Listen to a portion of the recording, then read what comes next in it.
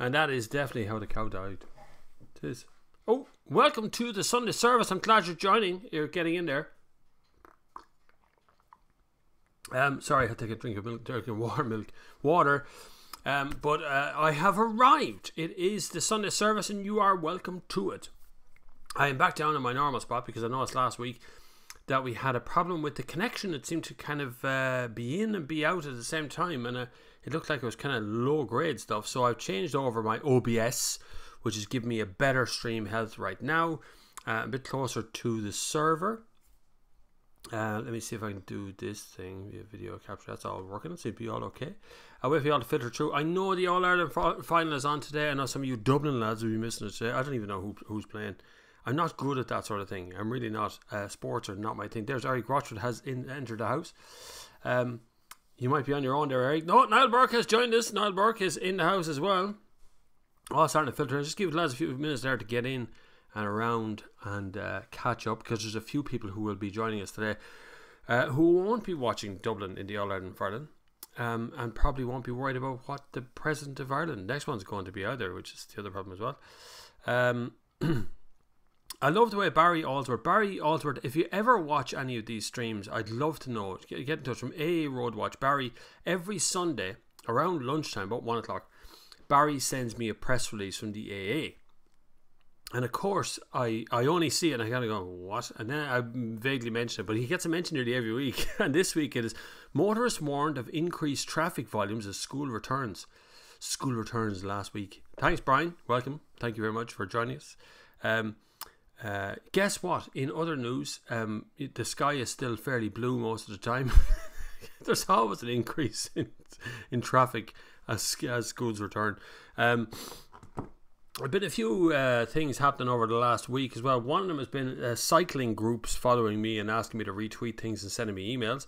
It's great. I am a cyclist now. I get it. But you know what? I don't really, you got to fight your own corner. You got to be sensible on a bike. I have managed to cycle over 600 kilometers on my Skoda bike and not fall off it once. Weird that. I haven't come into collisions with any cars. I've been okay. I'm alright. I'm sure you guys can do that too. So grow up, have some fun. Anyway, Celtic just beat Rangers. There you go. There's news from Scotland. Celtic just beat the Rangers, and now for the Dubs to stuff Tyrone. So we see what happens with that. Dublin playing in Tyrone, and Celtic have played Rangers, and Celtic won. Don't Celtic only really ever play Rangers in the reality of things, in that nobody ever celebrates when Celtic wins anything else? He had some fun with the MX5 in Romania. You only seen a little bit of the fun. Romania really gave me a taste for Eastern Europe in a very strange sort of way. I wasn't expecting that. Normally you flit into a country, you have a little look around, you see that the front window of a car, you stop at a coffee shop which is totally manicured for just me. They all speak English, and you get back in a car and you all drive home again. I've never seen anything like Romania. I've just never seen anything like it. People were so friendly, but yet I saw plows in the field, ploughing fields, and they were being hand pulled with a horse and cart sort of thing, and I seen people tilling the ground with hoes, and it's just very backwards but forwards, very environmentally friendly but very forward thinking as well. Very clever country. Sibiu was gorgeous, I would say. It was really nice. Little tiny airport. I love little tiny airports because you get through them so quick. You walk in the front door and you're at the plane. It was brilliant. The plane landed and parked outside the door. You could see it was great. Best of luck to Burnley versus Man United. See, there's not going to be a whole lot of people on today. That's why I'm not coming on for a giant amount of time unless it all of a sudden picks up. Hopefully it will. Speaking of which, you can follow me on, if you missed it, and you probably did. If you're not following me on Instagram, you should, because on Instagram I did Instagram stories for the whole time that I was in Romania. And I never had so many interactions, so many people follow me so quickly, and so many people from Romania wishing me welcome, which is brilliant. I ended up running with a guy on the second morning I was there, or afternoon, can't remember, it was one of the days.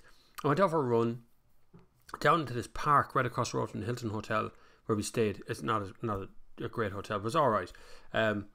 And we went down to this park by a zoo and around the back of a lake, and a guy ran with me. He didn't speak any English and I didn't speak any Romanian, but we still managed to get most of the conversation over with. It was great. Hi Bob, happy Sunday, hope all is well. I did a review of bike racks for different types of cars, mixed cycling and cars for you, hitch and non-hitch types. Love the channel. Dude, that's a good idea. That's a really good idea, because I've been looking around for a decent bike carrier. I can only find a bike carrier that carries 2 bikes unstrapped, so strapped to the back window of the car, or 3 or 4 bikes if you have a tow hitch, so it rests on a tow hitch, and you can go on the roof of a car. Skoda make one that can carry 4 bikes on the roof, but obviously they're open to the elements there. You have to get some sort of cover for them if it's a serious bike. Was it smaller than the Knock Airport? It was actually, Rob. Yeah, it was tiny. You walked into the front door, you went through security, and you walked out into a sort of tiny little shopping area, and then you were out at the runway. Literally, you walked out. The planes parked outside the door, and you got on and flew out. It was lovely. Brian Cullen says Celtic celebrate plenty besides beating Rangers. Thank you. Like winning the treble and last year and the year before. Woohoo, Rangers. Who? Yeah. There's Celtic and Rangers. I was in Scotland once. I don't mention either Celtic or Rangers when I'm there, because everybody expected it to be Celtic, because everybody outside of Scotland or most other parts of the world would call it Celtic. Celtic beat Rangers, and you're going, who's Celtic? Would you rate the MX-5 as the best roadster out there, considering the value, simplicity, etc., and other more expensive and better options out there? I would. For ordinary people, the thing about most roadsters, or the most kind of fast sports cars in a 2-seat mode, they're either out of the price range of ordinary folk, or they're too powerful to use every day. You're not going to get the best out of them, or they just drink fuel all the time. Or they're insanely boring if you just drive them to the shop and back. The MX-5 is none of those. The MX-5 is affordable by most, as long as you're not looking to have more than 2 seats, you're okay. It's totally possible to have one as a second car. You can use it every day. It has actually a fairly decent boot in it. I got my full-size suitcase in there, and I got a filming kit and camera kit and stuff around the edge of that. No problem at all. And then the engines are very economical, particularly the 2-litre one I found to be more economical than the 1.5. I know the 1.5 is slightly lighter, but it's just the difference in horsepower is quite big. So I prefer the 2-litre one myself, and the 6-speed box, which is lighter than the 5-speed box. That's going backwards in time, by the way. The older MX-5 had a 5-speed box, and now it's a bit lighter. But very clever car, very easy to drive, very simple to drive, and you just have fun with it all the time. Just going to and from the shops is enough. Someone took a whole heap of Scrabble numbers and letters and just fired them onto a page, and that's his username. Says, hello Bob, it's nice to hear you. Viz says my country. Nice. On the ball. Keep talking. We'll get the rest of that language in a little while. It's good to have you here. I don't know where you're from. Maybe you were in Romania. Maybe you're from that area. Bob, come on. Celtic are known all over the world, and people know how to pronounce it. I know, but I lived in New Zealand a few years back, and everybody said Celtic. Everybody. Celtic. It's just always called Celtic. Even though there was a pub in the town called the Celtic, everybody called it the Celtic, because that's just the way it is. It's easy confused. You need the strip to go with it to know that it's definitely called the Celtic. You should be following me on Instagram if you're not already. Go over to Instagram. You'll find me at Bob Flavin. I think there's a link down in the comments there somewhere if you want to have a look at that. There's also links down there to support this channel. It'd be really good if you could. The more money that goes into the channel, the more you get out of it, and the more freedom I have to say whatever I like about cars, which is really good. It'd be really nice to have you all aboard here as much as humanly possible. I hope Reggie turns up today and we can cheer him about his insignia. Maybe he's broke down the side of a road and hates us all at this stage. Eric Washer says he loved the Instagram stories from Romania. Roads looked rough in places, even made Irish roads look good. Yeah, it was, some of them were really exceptionally flat. You could have easily roller skated down them. Other ones were pretty rough now, because their winters in the mountains are very harsh, and their summers are also pretty harsh as well. If you a little bit further south, you're in Turkey, for instance, so you're getting into the kind of 32 to 33 degree range as a regular summer temperature and above it. But you also, in the mountain end where I was, in the Carpathians, you're going to get like minus 20. It's going to get bloody cold and heavy snow, and it's going to tear the road asunder, the heating and the cooling of the road. It's a very moist climate. I found it very humid in places. we climbed up through a cloud that had settled on the mountain on one side completely. So it's a real proper seasonal area. It's surrounded, it's bordered by like some of the toughest countries in the world. Some of the places that in our lifetimes, most of the guys who be subscribed to the channel in our lifetimes have seen some of the worst world's troubles ever. Moldova is on one side, and then you have Bosnia and Herzegovina on the far side, and you got really tough areas there too. And Ukraine is pretty nearby. Just go through Moldova and you're in Ukraine. So they're all it's a tough kind of Soviet Eastern Russian kind of feel to the whole thing. While at the same time, it's that point of the world where the faces begin to change and everybody gets a little bit more Asian looking. They start to get much darker skinned and much more leathery looking. It's that kind of Asian feel to the whole thing. So it's that exact point of the world where that starts to happen, like not far away as Mongolia or the Kazakhstans and all them kind of Stan areas. JV has just noticed the live stream is on. Good stuff. It's unfortunate that YouTube is not... I tell you what, I'm subscribed to maybe 150 or 200 channels or something like that, right? A lot of the guys actually know, and the biggest problem is that I'm not served a lot of that content when I come to YouTube. So if I go to youtube.com and it shows me what I should be watching, even though I'm logged in, it shows me a pile of channels that YouTube is going to show me anyway, like GCN, Global Cycling Network. YouTube paid Global Cycling Network money for a couple of years to run, so it's in their interest to promote it. They do promote it every single time. They never show me people like Casey Neistat, people like even smaller channels, but channels that are over 100,000 subscribers, but they're smaller. They just never show me them channels. I have to go search them. I have to click the thing called subscriptions at the top and have a look through who I'm actually subscribed to show me their stuff. And even though YouTube continually tell me that my live stream is really popular and people are loving it and watching it and all this sort of stuff, yet when it's on, they don't promote it. So it's a real problem. I get as many views, if not more views, on Instagram doing a live stream than I do on YouTube. But I have literally tens of thousands of more subscribers on YouTube. So it's kind of weird. Anyway, David Maroney says, hi Bob, what's your feeling on the new road tax bans? Do we have new road tax bans? Are you saying, David, are you an insider and you know something that we don't know yet? It is very possible they will be shifting the tax bans in the next budget in October, because the government will of course do a knee-jerk reaction to the escalation of electric cars in Ireland. Even though it's totally unwarranted, it's still well less than 5% of the market, so it's not really worth worrying about right now.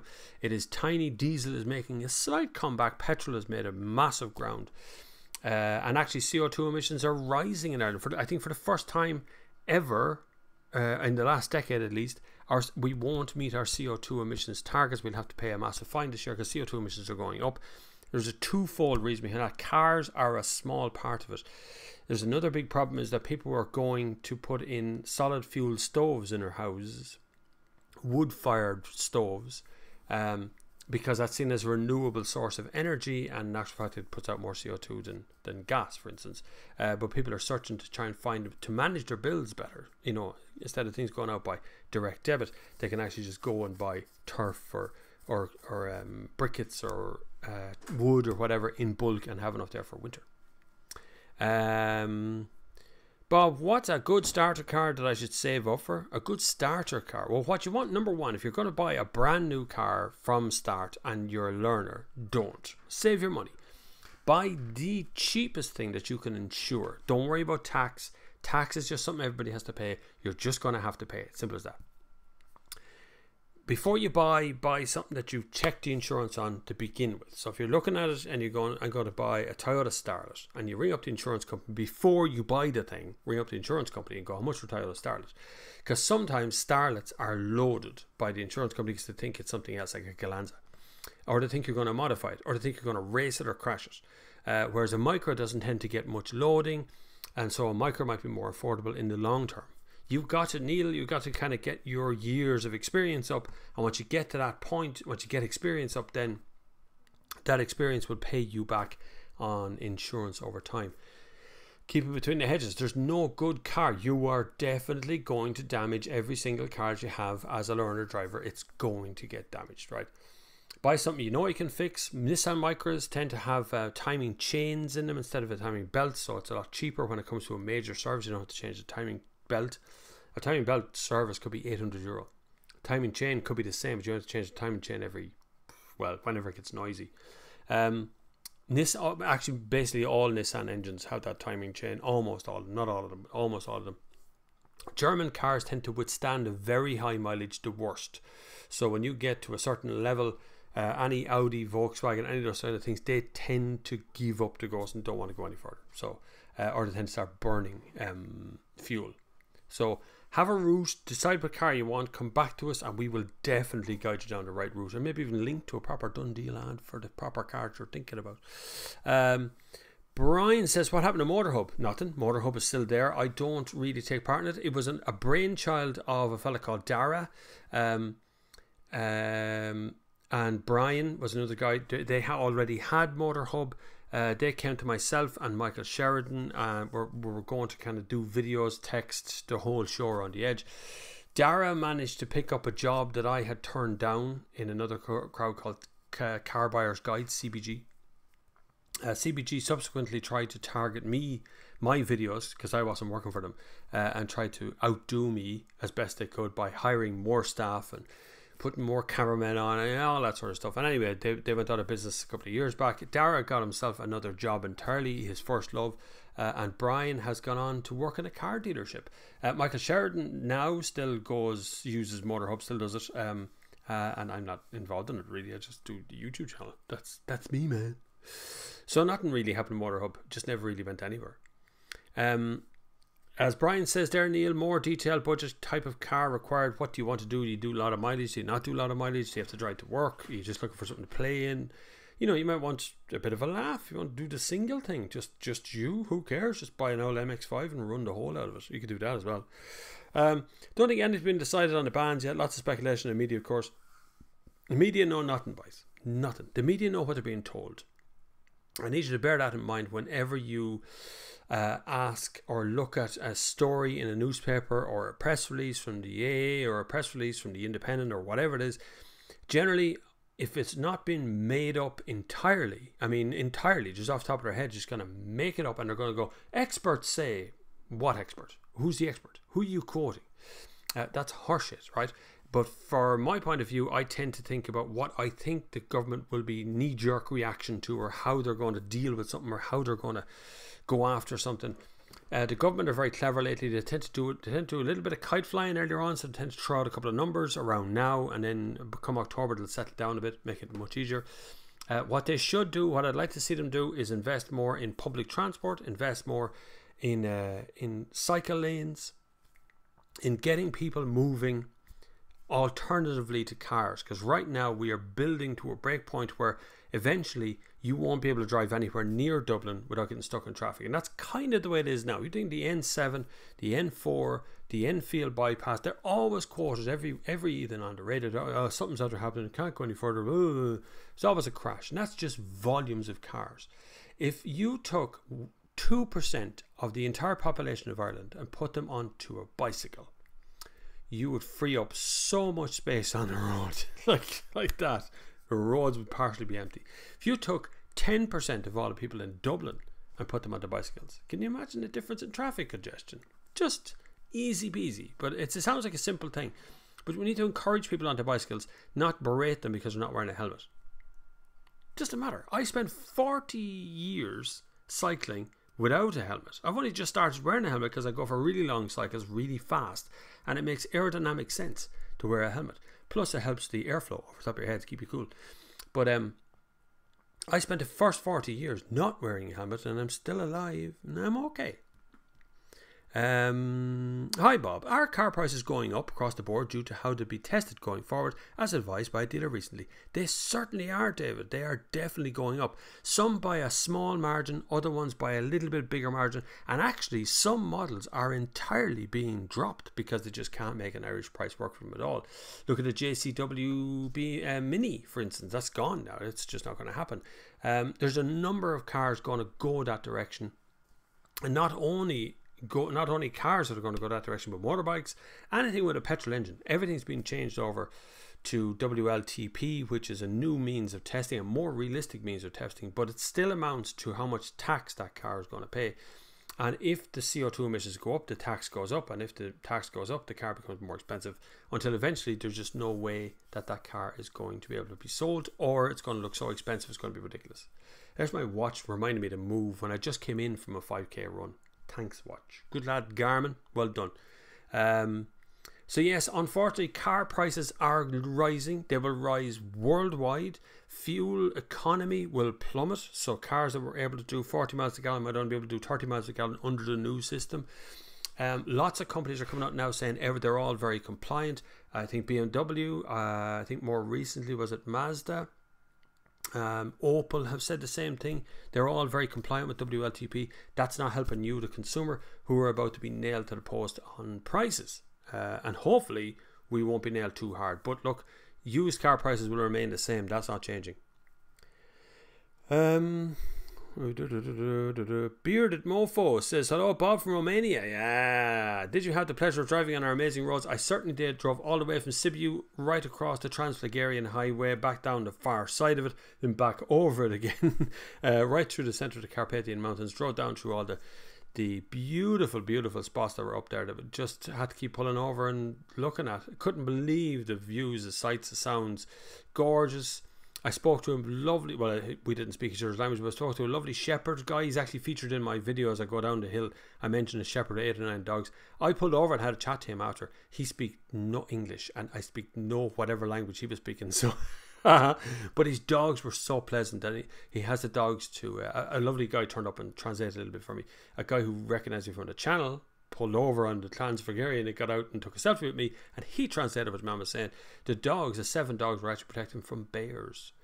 There's plenty of bears in that area, so you're not supposed to go off the road or go into the forest or anything like that. So it was really, really, really, really cool area. I hope I will love to come back and do the King's Highway. I think there's a place called a King's Highway or King's Road or something. That looked gorgeous there. I've seen pictures of it afterwards, but I couldn't get to both of them. And I want to go back and visit Dracula's castle in Transylvania, which is also there too. Go and see that while I'm at it. So Romania, love it. Yes, brilliant. Brian Cullen says, Neil, Google motor insurance groups and you will see that the cars that are cheapest to insure, lowest is best, plenty of choice in insurance group 1. That is unfortunately that new drivers are driven into the worst safety cars. Isn't that terrible? Anyway, just that's it. Bob, are you watching the Ireland? Says William McLean. Am I watching the Ireland? Is there an Ireland match on today of some sort? No, I am in Ireland, but I'm not watching Ireland. Hey Bob, new leaf on the way, 40km daily commute and an odd 160km drive from Dublin to Waterford. Thoughts? Definitely park if the ESB would upkeep the infrastructure currently, which they're running into the ground on purpose so they could buy it at a very cheap rate. But if they keep the upkeep of that, would be brilliant. If you have a charging unit at home and one at work, 100% you are going to save an absolute fortune this year for the next couple of years. The 160 kilometers, I'd have no fear of that once there's a charging unit on the other end again. If you're going to buy something like a Leaf, the new Leaf, there's another higher powered Leaf on the way as well. Is it 80 kilowatt or 60 kilowatt? I can't remember. It's a higher power one than the one you can buy right now. That will put more batteries in the boot, which means the boot gets smaller, but depends how much kilometers you want to do. But 160 should be no problem to the new Leaf if it's always not stuck out on an open motorway all the way there. But your 40km daily commute, you could do 40 kilometers on a bicycle, my friend. I do 40 kilometers just as a training run. I mean that in all sincerity, I do it fast and just do it as a training run. But if you want to drive, I get it, I love it. Definitely Nissan Leaf. I would recommend you have a very hard and fast look at the new Volkswagen e-Golf and price that up very carefully versus the Nissan Leaf. It got me where I wanted to go as well. But Nissan Leaf is lovely, yeah. Joe Lyne says, even though I love cycling, I do feel that there should be a cycling license nominal fee of €50 per annum, which would go better to development for cycling lanes. Oh, Joe, I think you'd be lynched if you even came up with that one. I think cycling should be free, and I think like Holland doesn't have a cycling, the Netherlands doesn't have a cycling tax. and yet more than half their population cycle daily. Also, by the way, they have the lowest amount of people wearing helmets or any sort of protectionist cycling gear, that they just cycle in their normal clothing, and they don't have it, and they manage to be able to put on these cycling routes, no problem. The problem is the infrastructure in Ireland is always guided towards road traffic, towards cars. We are told that we have to share the space, yet we're not given enough room to share the space. People on bicycles feel entitled to more space. People in cars feel entitled to more space, and there's this constant grating. Anyone who doubts what I'm talking about needs to just, I tell you, flights to the Netherlands are so cheap. Don't go to Amsterdam. Go outside Amsterdam and see how cycle lanes work in the country. It's very amusing to see. 3/4 of a road is a cycle lane, and a little tiny corner in the edge is the car lane, and the bicycle takes priority at all times in all junctions. It's an incredible feat what they've done up there, and they do it regularly, daily. We are struggling because we think that getting wet in the rain is terrible. When in actual fact, you run or cycle in the rain and you barely feel it. It's brilliant that way. Here's somebody here hitting me with stuff. Oh yeah, that's alright. That's from Twitter. I'm on Twitter as well, by the way. You can get me there too if you want to ask me a direct question or something.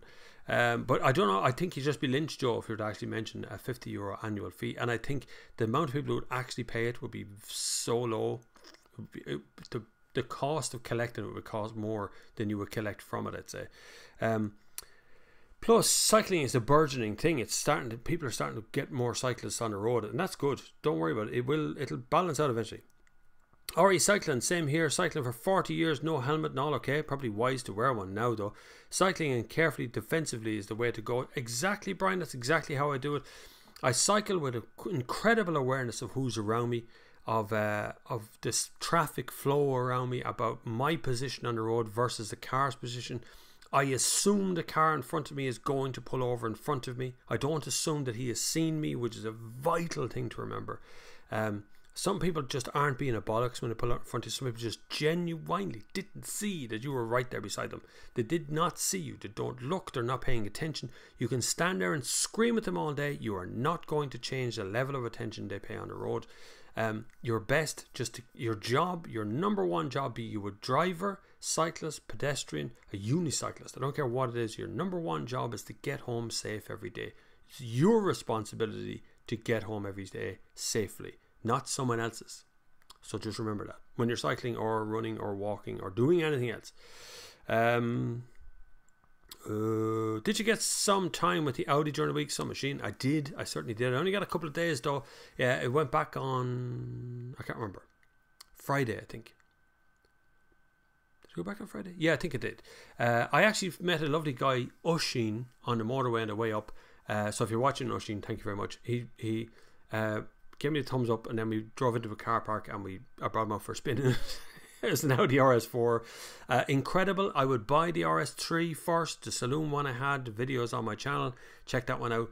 The RS4 is an immense machine, but I think it might just be too much. It's just borderline, just too much to live with every day. I think you drive yourself absolutely bananas.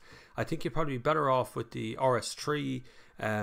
It's better looking. It's absolutely tragically, gorgeously, bite the back of your hand, good looking. And it's got basically the same output, so you're going to get more fun out. But RS4 is gorgeous. RS6 is going to be absolutely phenomenal, I hear. We'll see what happens. John Carney, go on. John's from Port Leash. Hi Bob, great to see the regular Sunday service back. What is your favourite feature on cars at the moment? Adaptive cruise control. From a tech point of view, adaptive cruise control is probably it. Just as tech. Because if you're driving a long miles, so you're hitting out in the motorway and you're just going to be cruising along for mile after mile after mile, it's going to make that drive much easier for you to deal with over that time. Because if you just let it do its job and don't interfere, it just trundles along at 120 kilometers an hour, and it slows down when someone gets in the way, and it speeds up when someone's not there. It's just a lovely, lovely thing to use, and it's a lovely aid to driving rather than being an automated driving. You still have to be awake to use it, still have to be alert to use it. It still is not the smartest thing in the world, but it works very well. As tech goes, is about as good as you can get, but very little beats a decent stereo. I mean, decent speakers, not just a decent stereo, but decent speakers in the car. When you want to hear that tune, you want to hear that podcast or that radio show, whatever it may be, Very little beats a decent stereo in a car. After that, the coolest kind of tech right now is adaptive suspension. It's getting cheaper, air suspension that adapts to the area. That's really nice, but it's still very expensive. But adaptive cruise control is actually quite cheap. That's the one I like at the moment. If you mix that with lane keeping system, you kind of buff it along between the lanes. Just lovely. You get on with it. It's just lovely. Welcome to everybody who's just joined. The viewing figures are going up rapidly here. This is good. I thought you'd all be off watching matches. I nearly cancelled the thing to go and watch matches. I don't watch football, by the way. Bob, what do you think of concerns voiced recently in the media, SIMI, about the extent of UK imports and second-hand diesels? Tony, there is a big problem. Brian Cullen partially answered your question there. Brexit might bring all that to an end. What do you think, Bob? So let's deal with the first problem. Is the UK brought in recently a simple tax, a kind of blunt instrument, to drive all diesels off the road by 20 something or other, 2025 or 2030 or something, right? They want to get rid of all high CO2 emission diesels. So if anyone's ever had a diesel before, it's like EU3, EU4, EU5. These are mandates coming from the EU that you have to reach a certain target. The modern one being EU6 moving into 7 is where we are now, right? So EU3 would be poison. That's basically where EU3 is. So it's all, if you stand behind a diesel from EU3 level, you're probably going to get carbon monoxide poison. Just standing there near it. EU6, you could probably stand there behind it and never get anything from it. It's so clean now. There's so little CO2 coming out. So the older diesels are being dumped by the UK right now, and they're being dumped onto us. So they're going into Northern Ireland, they're coming down here, and we're buying them in droves. The second-hand car market right now is far more valuable, and has been more valuable for the last 3-4 years than anything the new car market can sustain. I have it from a number of car companies in Ireland, not just one anymore. Now we've had the same conversation with 4 or 5 different car companies, and every one of them said that they are losing ground daily on used cars in Ireland that are coming in from the UK. Most of these cars are dirty diesels. Most of them are old, really badly maintained diesels. That shouldn't stop you buying a car. If you want to buy a used car from the UK, feel free. Don't worry about it. It's all okay. But the big problem is that the SMI have to pay attention to what the dealers are telling them, but the dealers are the ones who import most of the used cars. Bit of a problem between the two. Me and the SIMI have a funny old relationship. We don't necessarily get on the best. That's my job. I'm a journalist. It's my job to report these things. But generally speaking, it's dealers in this country that are importing most of the diesels that are coming in, or most of the fuel, most of the petrol ICE cars that are coming in are coming from dealers.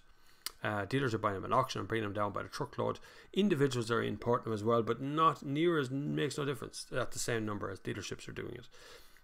But we are in trouble. But Brexit is on the way that will solve that problem, but cause a whole raft of all new problems that we just don't know all about yet. David Malloy says, Bob, expected delivery of a 1.6 litre diesel Karoq with DSG this week. Hoping it won't go underpowered. It won't be underpowered, it'll be fine. The only thing, so we can squeeze an awful lot of horsepower of a very small engine these days, so it won't be underpowered. The only thing I always worry about with smaller engines in bigger cars is the longevity of the engine. So how long the engine will last without giving any problems. And depending on how you drive. So if you spend a lot of time accelerating away from traffic lights and flying on the road often, you put a lot of pressure on the turbo, put a lot of pressure on the moving parts. If it's a big engine, it'll withstand that most of those pressures, and usually if it's a big turbo, it'll do the same. But smaller engines tend not to last quite as long as they should. So hopefully you won't have any of those problems, but you definitely won't find them to be underpowered. It's going to, I mean, think of a Skoda Octavia with a 1 litre petrol engine. I got such a shock that it was a 1 litre. But a really, really good car. You bought the right thing. It's a good idea, David. Make sure you mention that to Skoda Ireland, who love you very much for buying a Karoq. Snazbot. It's very hard to get an e-Golf. Something VW don't want too many being sold. Yes, I've heard that out there. And yet I hear on the flip side from VW, they'd love you to buy as many e-Golfs as they could possibly make. So I don't know which one's true. It's very hard to get. It's not hard to get an e-Golf. You just ring up a dealership and go, I want an e-Golf, and they build it for you. If you're looking for a used one, that's going to be hard because there won't be many of them on the market. Dick Gary says, Bob, I'm a big fan. You're a big fan of what? Are you a big fan that you unfold, a big fan that you blow around the place, or you're a big fan of something else, or a big fan of me, which is great. I'm glad for you. That's brilliant. Thank you very much. Grammar. JV. Here in Belgium, the government plans to start charging per kilometre instead of a yearly road tax. Oh my God, that's such a good idea. That's the best idea in the world. And it's my idea. It's been my idea for years. Charge at the fuel tank by how many miles you do per year. That's how you pay tax. I can only think they're going to do this because they expect less income out of tax or fuel in the future. So there's two schools of thought, right? The Belgian idea is to charge per kilometre. So every year you submit your mileage through a sort of an NCT style thing, and then you get a yearly bill for how many kilometres you covered. It sounds really straightforward. The more you drive, the more tax you pay. It sounds really straightforward, and it would be. And it's not going to be a giant fee either. Like, it's not going to be thousands. It'll be calculable. You'll figure it out. It's a bit like the PCP when you buy a car and you're restricted to mileage per year. So 20,000 kilometres per year might be €100 tax. That's straightforward, right?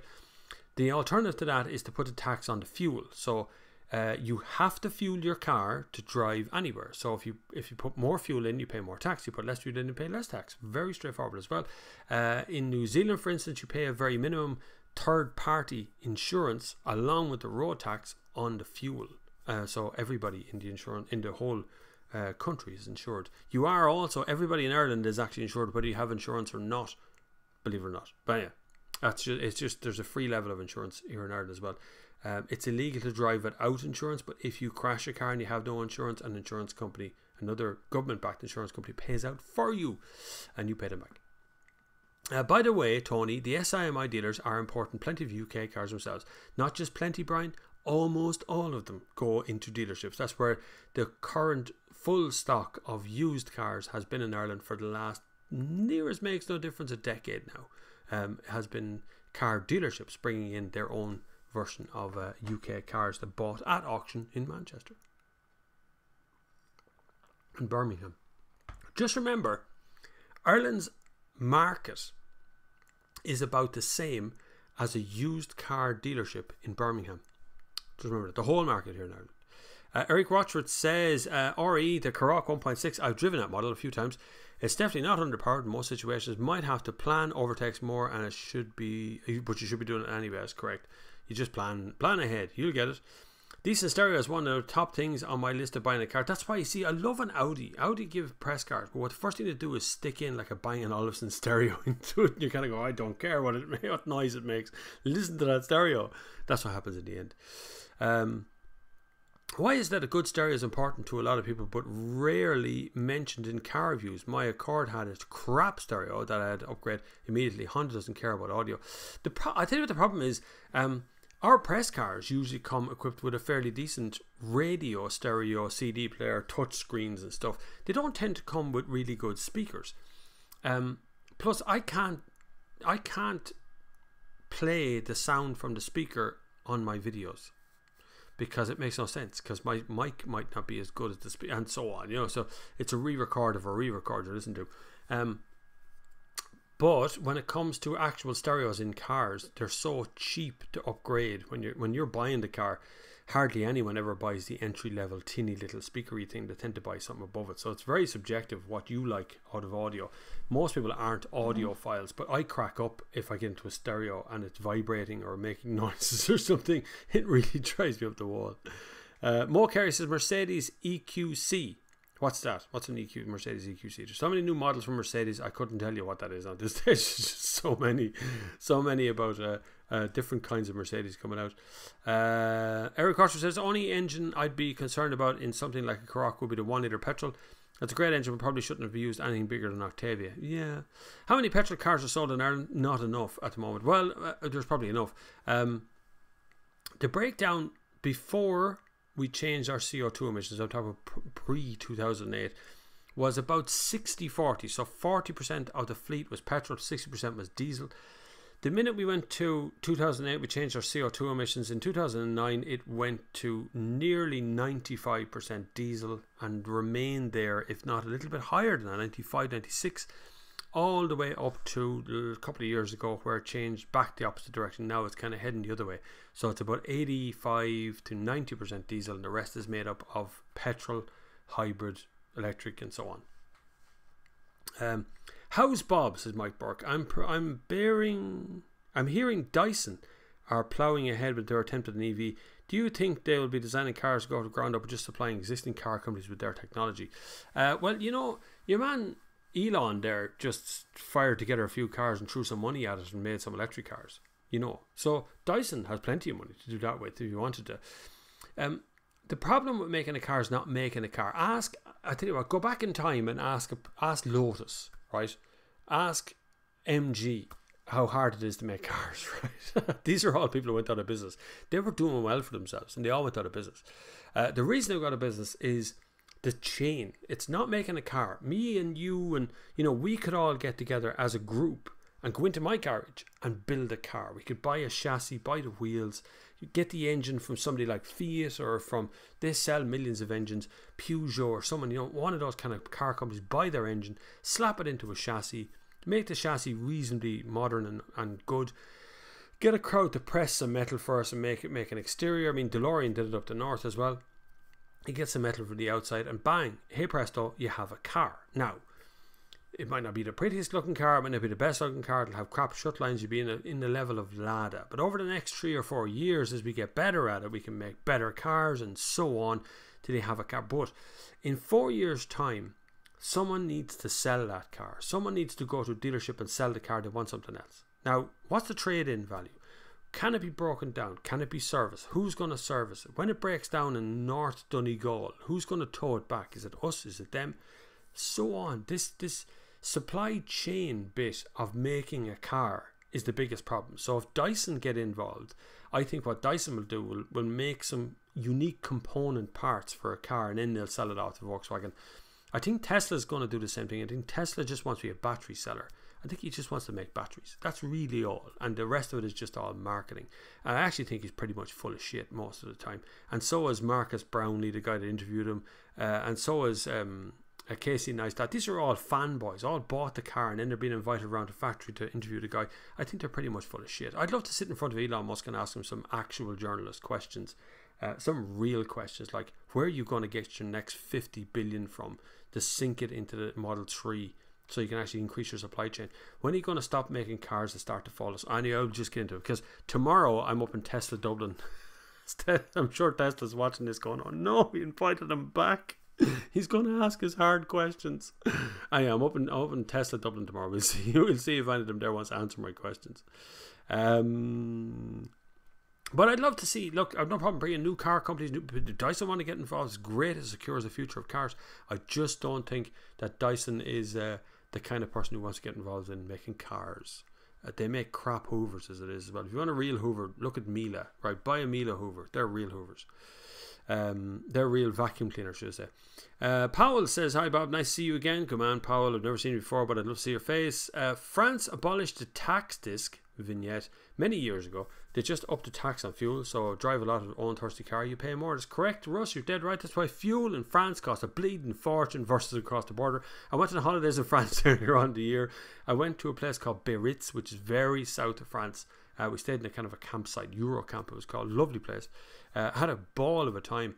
Hired out an Opel Corsa, and the day I was dropping it back, we drove to Biarritz, and I realised the petrol there was like 160 or something. But just down the road, just literally over the border with Spain, it was like 140. So I filled it up in Spain and drove it back to France. But France, yes, France has the tax on the fuel, and it works perfectly for them. Although their motorways are very expensive. The tolls on the motorways cost a bloody fortune. DS Standard says standard stereo on a Volvo S90 is excellent. In case anyone was looking at options, this is important too. There you go. You see Volvo S90. Overall, rather boring car, but generally speaking, the stereo is usually pretty good. There's George Websdale in the house. Good afternoon to you too, sir. Stooley Hunter says, any car suggestions for somebody on their first year of insurance with twins on the way? Whoa, you're getting a Duffield there. The balance between keeping the insurance happy and having room for a twin buggy is pretty hard. Twin buggy is the problem there more than having the twins. The twins don't take up a whole lot of space.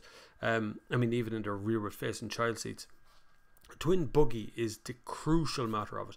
I went through a number of buggies here. Now, we don't have twins. We have kids that are like 13 months apart. So we end up using buggies that have, it's like a freight train. You got one behind the other. A single wheel in front, a dual wheel on the back. And that took up the least amount of space in any of the booths. you're going to have to go for an estate. You're going to have to get something that's fairly decent. If you want to put a week's worth of shopping behind a double buggy in a car, that's where the problem begins.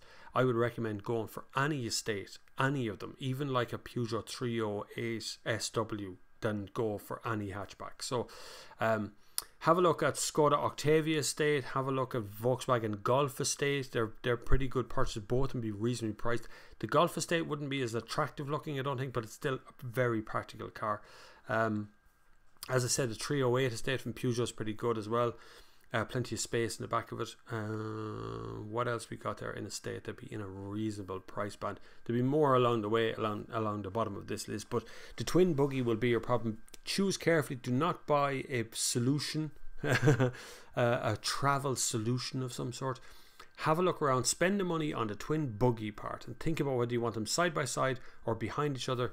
How easy it is to fold it up. How easy it is to put it away one-handed. You will have to do this quite a bit. And unfold it one-handed will be the other part of that too. Don't buy a travel system. They're not worth the fiddlers. Go and buy it all separately. Buy your child seats separately and a whole show, unfortunately. I know it sounds very expensive. It's cheaper to buy the travel system, but the travel systems are usually crap. Paul says, Bob, did you get to drive the new Seed i30? Both has the multi-link rear suspension. I did. I was in a new Seed. There's a video on my channel of me driving it overseas. It hasn't been launched in Ireland yet. It is on the way. I am booked into it as well. The Seed is a lovely car. Proper 5-door hatchback fun again, which is great. Hatchbacks are always brilliant for nearly every situation apart from twins. Hatchbacks are brilliant. Do you think that Korea is now overtaking Japan in the car industry? I say that Japan kills more models in Europe, Avenza's Accord, but Korea and the country is still growing and developing. But the big difference is Korea, the Korean car companies, Kia and Hyundai, have killed themselves trying to make themselves European car companies. At every single press conference, they mention the fact that they are designed in Europe and built in Europe. All the cars. And that's true, they are. Whereas Japan make a very big deal, particularly Mazda, just back off a Mazda trip, where they make a very big deal out of being Japanese and being... We are Asian. We are. That's a Jinbai Tai and horse and rider in one, and you know all these kind of phrases and sayings that they've got. And Toyota do it too. So I don't think there's a thing. I think the Japanese companies tend to focus much harder on the American market and their own market than Korea does. Korea tends to focus on the European market, and with an eye, of course, being Hyundai being very well thought of in America. So they have it kind of sewn up in that end, but they have their own unique markets doing their own unique things as well. Brian Cullen says, Stewie, Kia Rio is good, low insurance, group, decent space for small and reliable too. That's not a bad idea. There used to be a Rio estate. Don't think it would ever come out as that again, but certainly I tell you honestly, look for estate cars, because estate cars tend to be looked at the same as a hatchback car when it comes to your insurance. So you get the same sort of thing, but much bigger. Vacuum cleaner on the way. So for the Dyson coming into the car industry, definitely I'd love to see a Dyson coming in with some sort of clever vacuum cleaner to keep it all clean on the inside, and have that very English man come on and say, Dyson, we have made our vacuum cleaners from plastic, so you don't have to. Don't forget about recycling them. Boss of Dave says, might be a strange question, but there's no such thing as a strange question here, Dave. The things that we have been asked over all these months, my God, some of the questions. Man, I could retire on some of that if I wrote it down. Anyway, thinking of getting a 2-year-old BMW 640D Series Grand Coupe or a nearly new Civic Type R GT. Any advice, suggestions? They couldn't be more two disparate cars from one another, just like two ends of the scale. An awful lot of 640D questions on my channel. Even a new fella I've started working with as well from Greenfeed, even he was asking me 640. My neighbour here has bought a 640, so everyone's gone a 640. A Civic Type R is a catastrophic suicide car. You're just going to have to give up an awful lot to live with that car, right? It is fun, definitely fun, great car, they're good fun to drive, but in 3 or 4 years time you are going to have to be still a hardened lover of the Honda Civic, right, of the Type R. The 640 on the other hand is also things you have to give up. There will be things, 4 doors, but you're not going to be able to hop in and out that back door because they're not very big, and you know the back seat, it only carries 4 people, and it has a massive boot, but you can't actually reach the back of the boot without climbing into the boot to get it. So there is some consideration, but in 3 or 4 years' time, you will definitely get money for the 640D. You probably won't get as much for the Type R because it just won't be what people want. So I would say to you to go for the 640D Grand Coupe, and you'll be happy for longer than you will be in the Civic Type R. Although the Civic Type R will be something you'll wake up in the middle of the night wanting to drive. That's the difference.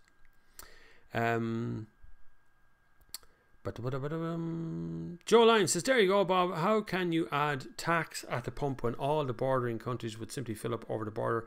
Way to go is yeah, but sure, we're going to have Brexit soon, a big goddamn wall between us and Northern Ireland. So that's the end of that. And petrol's already more expensive in Northern Ireland than it is in Southern Ireland.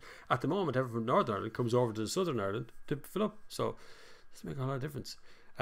Plus, anyone down this part of the world, anywhere from halfway down Ireland, even a little bit closer to Northern Ireland than that, just won't drive that far. There's no point. For me to get to Belfast is at least 3 hours, 2 hours, 2.5 hours, like sitting on a motorway to drive up there to fill up and then drive back down. Just no, it wouldn't work out. But I do get your point in that you'd have to have tax on every border across the way. But on top of it, particularly an Irish solution to motor tax. If we had it on fuel, you could close all the motor tax offices, saves a fortune. You wouldn't have so many guards on the side of the road in the middle of the night with torches, and you wouldn't have stupid prosecutions coming up that never ever get paid in the local courthouse where someone hasn't had tax on their car for 6 months. You just wouldn't have these problems. They wouldn't exist. You'd save money all around. And you'd have a flexible tax system where you could go, okay, petrol's getting expensive, I can drop the tax a little bit on petrol and I can make it a little bit cheaper to pumps. Petrol's getting cheap, I can up the tax, get more tax, and so on. It's just choices and options. It's not hard. JV points out the same thing. We're very far from any borders. True, from here to anywhere from me to the border is at least 2 hours. Even at a good lick, like it'd still be 2 hours. Raising the price of fuel. Yeah, yes and no. Some people think they would just be used for raising the price of petrol and diesel in the future. You're right. The tax command, the governments tend to mess around with taxes along the way, but they're doing it anyway. You're already paying a fixed rate that changes month to month. Every time you go to the bloody tax office, it costs a different price because every October they up the price or they down the price. They haven't done it in a couple of years, so expect a tax increase this year or a changing of the tax bands and thereby giving you a sort of a stealth increase across the board in tax. What version of the E-Class are you currently driving? Assuming you still have the one you showed us on Instagram, diesel or hybrid. It's a diesel E220 diesel, as far as I remember. It's lovely, it's black thing. I would, honest to God, in the morning buy an E-Class. I don't know what it is about them. I'm not an old man. I just managed to really settle into them so quickly. As soon as I get into one, I go, yeah, that's it. There's all the car you need. You're done. And I know there's a new A6 on the way. I know I seen it the other day. It's in Ireland. I did see one the other day. But a new A6 is on the way, and it's going to look really good. And I know it's going to be that kind of thing. But at a basic level, an E-Class rear-wheel drive is nicer to drive than an Audi A6 front-wheel drive standard. Like, you know, the one that people buy with the manual gearbox and the front-wheel drive. Don't buy a manual gearbox, Audi or Mercedes. The one when you step up and you go into a quattro level of Audi A6, you're done. That's where you get very good. That's where Audi becomes a better car. But Mercedes remains stable. I leave BMW out of this because BMW Ireland are not sure whether they're four-wheel drive or they're rear-wheel drive. They want to be rear-wheel drive, I think, a bit. But then they don't want anyone to crash, so they want to be four-wheel drive. So you get the four-wheel drive ones, and I think they're very boring, BMW. I'm sorry, but I think the BMW four-wheel drive system makes the whole car really boring. But you are old, Bob. Look at the receding hairline. That's not receding. That's the way it's supposed to look. I just came back from a run. Bob, your camera pic looks a little darker than the contrast. Unfortunately, it's the weather outside. I'm not using any lighting down here. I think that's the problem. See if I bring it down a little bit. Will I brighten up a little bit? It's the lighting, I think, outside, in that it looks like it's just starting to get black, like it's going to rain heavily. Sorry, Electric Picnic. Not much I can do about it. Electric Picnic's on out the road in Stradbally. They come and destroy the town and take over everything. Look, it's gotten a bit brighter there now. How's that? That any better? How is the British... How the British can withstand the speed limit on motorways of 70 miles per hour. It's so slow. We have 140 kilometers an hour in Poland. 70 miles an hour, actually, it's pretty fast. 70. Now, we are ever so slightly above that in Ireland. We do 120 here in Ireland, which is actually 72 miles per hour. So slightly faster than Britain. 70 miles per hour is plenty fast. When you get to Germany, you drive on the Autobahn where everyone's used to having no speed limit and they're all aware of what's going on. It's actually pretty safe over there. But if you were to employ here in Ireland, you were to go up to 140, 150. First of all, the CO2 emissions rise rapidly in a car. They're just not tuned to do it. They start to spew out a huge amount of bad fumes. Secondly, fuel economy goes through the floor. It just absolutely murders a car to drive at that speed for any distance whatsoever. Thirdly, Poland is like, you could fit 12 Irelands into Poland. It's a very big country. I mean, just size of the place. Getting across Poland in a car takes a long time. Getting across Ireland, no matter how fast you go, probably takes about 3 hours. So you're there from coast to coast. Surely you could drive from Dublin to Galway or Spiddle or somewhere at about 3 hours. You have 130 kilometers per hour all over Europe. In the UK, it's 113 kilometers per hour. Why? Just because the UK like to do it their own way. It's always been 70. It used to be 70 here in Ireland. We used to do miles per hour as well. They've always done it their own way. Over here, it just we've turned to kilometers now, so it's a European wide thing, 130. But it's not all over Europe. If you look around, it's mostly France. You look around in Germany, look at Spain, it's 120. Spain talked about going on to 110 for a long time. But the size of Spain, bloody hell. Can you imagine going across Spain at 110 kilometers an hour? Lane discipline is very important at higher speeds. It's very important all the time, but at higher speeds for sure. What causes the massive crashes, when you see them, rarely when it does happen in the Autobahn, when there is a crash, it's usually quite severe, simply because the differential between someone driving at 200 kilometers an hour and someone driving at 100 kilometers an hour, when they hit, it's 100 kilometers an hour of an impact. It's huge, so the destruction can be gigantic. And the same applies for us. So when two cars hit head on, take their two average speeds and multiply it, add one to the other, and that's the actual crash speed. So the differential in speeds of a collision is absolutely gigantic, and that's what causes the problems. But I would suggest that if lane discipline was better in Ireland, and it is terrible in Ireland, God almighty, it's terrible. People think they can undertake and overtake and round, just atrocious. I'd love to see more people pay more attention to how well they drive, and it doesn't mean driving fast. Honest to God, there's some people I would sit beside and I'd drink a cup of tea across an entire continent, no problem. I'd go asleep beside them, and they're just that kind of and it's nothing to do with being stable, just being, they're alert, they're aware, they're awake, they're paying attention to traffic situation around them, they're really clever in their driving. And then there's other people I wouldn't drive from here to the end of the road with, because they're just lunatics, and just no way. Just the stuff they do, they think they're brilliant, they're not. It just feels terrible inside the car. Joe Lyons says, thoughts on the increase of privately run speed cameras on a road. 53 km an hour ticket the other day, and a 50 km an hour brought to the station, was told to question it. Got him grumpy today. Unfortunately, the government does not want to run anything, and they're a pile of idiots, and so they want to give it away. They've given away the National Lottery, they've given away Aer Lingus, they've given away all kinds of things in the country, and the next thing they're giving away the NCT, that's run by a Spanish company called Appliance Plus. They're looking to give away everything that they possibly can and let private companies run it. There are good things and there are bad things for both those situations. The worst part is, right now, there's no way, Joe Lyons, that a 53 km an hour ticket would be prosecuted in court. It would be thrown out without a shadow of a doubt, 100%. There is no way you could look at the calibration of your speedo and the calibration of the speed camera to figure out the difference between the two. You would have to have a maximum or minimum of 10 to 15% difference between the speed that has been recorded by the system and been recorded in front of you. So when you see your speedo, so take for instance, here's how this works, right? A speedo works about the rotation of the wheel at the front. So the rotation of one of the wheels is measured by the machine inside, and that gives you your relevant speedo. Generally, car companies will turn it down ever so slightly. So if you look on a sat nav, which is recording your most important speed, that's the actual speed of you across the ground as donated by up to 15 or 20 different satellites. that might say you're doing 115 kilometers an hour, and you look down at your speedo and it says 120 kilometers an hour, and that's because the car companies turned it down ever so slightly just to knock it off a small bit.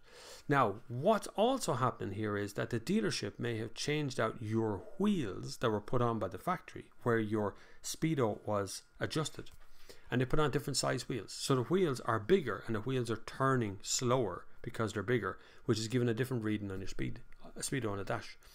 And so you have to have this quite big differential between, if it's a 50 kilometer an hour zone, you could probably safely go through it at 56 or 57 or 58 and still be in around the point where a court will go, nah, forget it, never going to prosecute that. But at the same time, it doesn't mean you can get away with that as an excuse multiple times. Something is going to happen eventually. Eventually you're going to have that problem. But I would suggest you would question that one straight away. You would turn that one back in and go, nah, forget it, that's just not fair, that's not right, and that's the end of it. Take a court case and then just get on with it that way. But as for privately run speed cameras on the road, they're always government sanctioned. You can't just randomly put a private speed camera out and start finding people for breaking a speed limit. You have to be sanctioned, and you have those Gatso vans on the side of the road, some of which are run by the Gardaí, of which I have great respect for, because the guards generally will use their head. They don't want to get involved in this. But then you have these other guys who are running the other speed cameras who have a possibility of commission, maybe. They also have a possibility of doing a proper good job or whatever it is, or getting their tallies or totals up. I don't know how it works. But whatever it is, once there's an incentive to give out traffic tickets, that's where we draw the line. That's where we go, no, this is not fair anymore. We need to take this to the government. Just check the road death figures, more than twice the number of deaths per number of vehicles in Poland compared to Ireland. So that could possibly narrow down as to why we shouldn't have a speed limit of 140. I tell you, honest to God, if we change our speed limit tomorrow, there'd be more deaths on the road everywhere. Absolutely 100%. People have no idea how to drive fast in this country. We've barely any idea how to keep in a lane. And the RSA get massive funding every year to tell us to slow down, right? That's all they do. Slow down. Slow down is the answer to everything. You're going too fast. Speed kills. None of that is true. None of that is true. If pay attention is the real answer. Paying attention to what's happening on the road. Looking beyond the car in front of you. Get your face out of your phone. Stop reading text. Stop looking at Twitter on the way along. Stop trying to send a text message in traffic. All these things are the things that actually matter and will actually save lives. Being alert. The world needs alerts. E-Class would be top of my list too. 2-year warranty, higher potential cost, depreciation off-putting though, as I have a Superb, and most likely most things in E-Class can and hard to justify financially. That is correct. You pay a lot for what you get in Mercedes. I really dislike the 2-year warranty. Every time we bring it up at a press conference, it's literally like I got up and shat in the middle of a table when I say about why do you only have a 2-year warranty. They say they don't need any more than 2 years. Customers still buy their car. I would suggest giving a 5-year warranty would be much more realistic, like the people in the UK get. I don't think it's so important on motorways. You need to travel more on our motorways to find out how important it is. Poland needs to work on their road safety. Look on the motorways deaths, that's almost zero. You can't really look at more. Yeah, well, in Ireland, motorway death stats are zero, really. We don't. Nobody really ever gets killed on motorway in Ireland. It's so low. It is by far and away our safest roads. It is by far and away in the world. Motorways are by far and away the safest means of travel over everything, because all of the traffic that's with you is going in the same direction. That's the only reason. But if you increase the speed limit, the differential of speed will cause more deaths. That's all that's going to happen. Definitely. There you are. Brian Cullen says, I agree, Paul, but it matters everywhere. Higher speeds, more accidents, more deaths, less time to react. If everybody had time to get used to it, if everybody had to sit their tests again from scratch, if everybody had to sit a test that involved working on a motorway, you'd soon find out that everybody would be better going faster. But right now, it's just fast enough now. 120 is fast enough. You still get regularly overtaken on the motorways at 120 kilometers an hour, which means people are doing a 130, 140, 150, and that's okay too. In certain zones, I don't really have a problem with that because the road is very quiet. They can go as fast, really as fast as they want. Not much going to happen. The problem is where motorway gets busy, people still won't slow down. And that's what's happening. At the moment, the Autobahn is getting smaller and smaller and smaller. There's less and less of these points where you can go at full speed of your car. And that's down to safety. That Powell reckons the Germans have no limits on most of their motorways. They don't, Powell. They don't. There's very, very small, very secluded sections of the Autobahn that have no limits on them anymore. Most of them have incredibly strict limits, and I mean really strict limits. And even the stretches that have no limits, when they have roadworks, have limits. So it's that very serious stuff happens on the motorways in Germany. When an accident happens on the unlimited section, it is catastrophic when it happens, and I mean destruction of a car completely. But it's not most of the motorways in Germany. I promise you, it is very small, like 50 kilometer, 40 kilometer sections of motorways that have an unlimited, unregulated speed limit. It doesn't make them necessarily safer or not safer. People are just used to getting out of the way of traffic. People are very used to it. Don't forget, I'd love your support in this channel if you can manage to give something of a donation to keep the channel open and operational. There are links down below for PayPal, Patreon, and BitCurrency, or Bitcoin if you want to use that either. PayPal is probably the easiest way. You can also use Super Chat right here on YouTube as well. Just click the little $sign if you want to do it that way. Any way is always good, and any amount is always brilliant, from €1 all the way up. You can also do the Patreon thing if you want to give a little drip feed, which is a little drip of €1, €5, €10, 15, whatever it is a month, which all of it goes to getting equipment and getting stuff that I use here on the channel to keep it moving, and more importantly, keep it free. Car companies do not pay and are not allowed to pay to have their reviews published right here on my YouTube channel. But if I don't move soon, I'm going to have to go down the route eventually of doing something with advertising on a grander scale.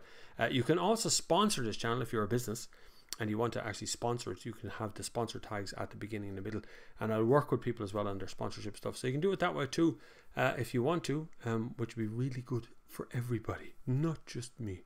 And not just you as well. In the US, there is a huge fine for car makers if their speedometers read low, so they can make sure that they read higher than actual as margins. Go back there a second.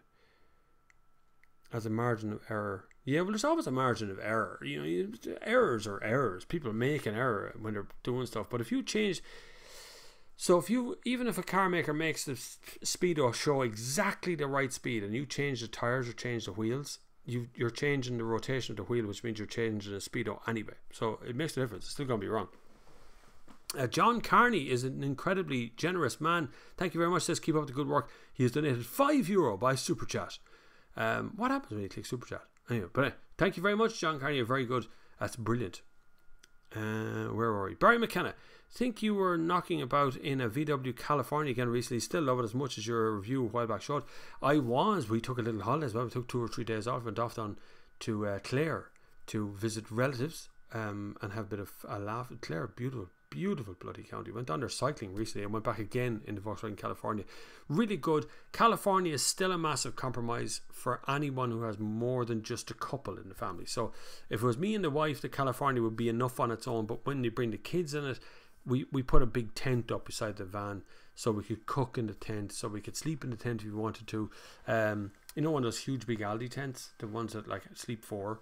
We got one of those and we put that up beside the van.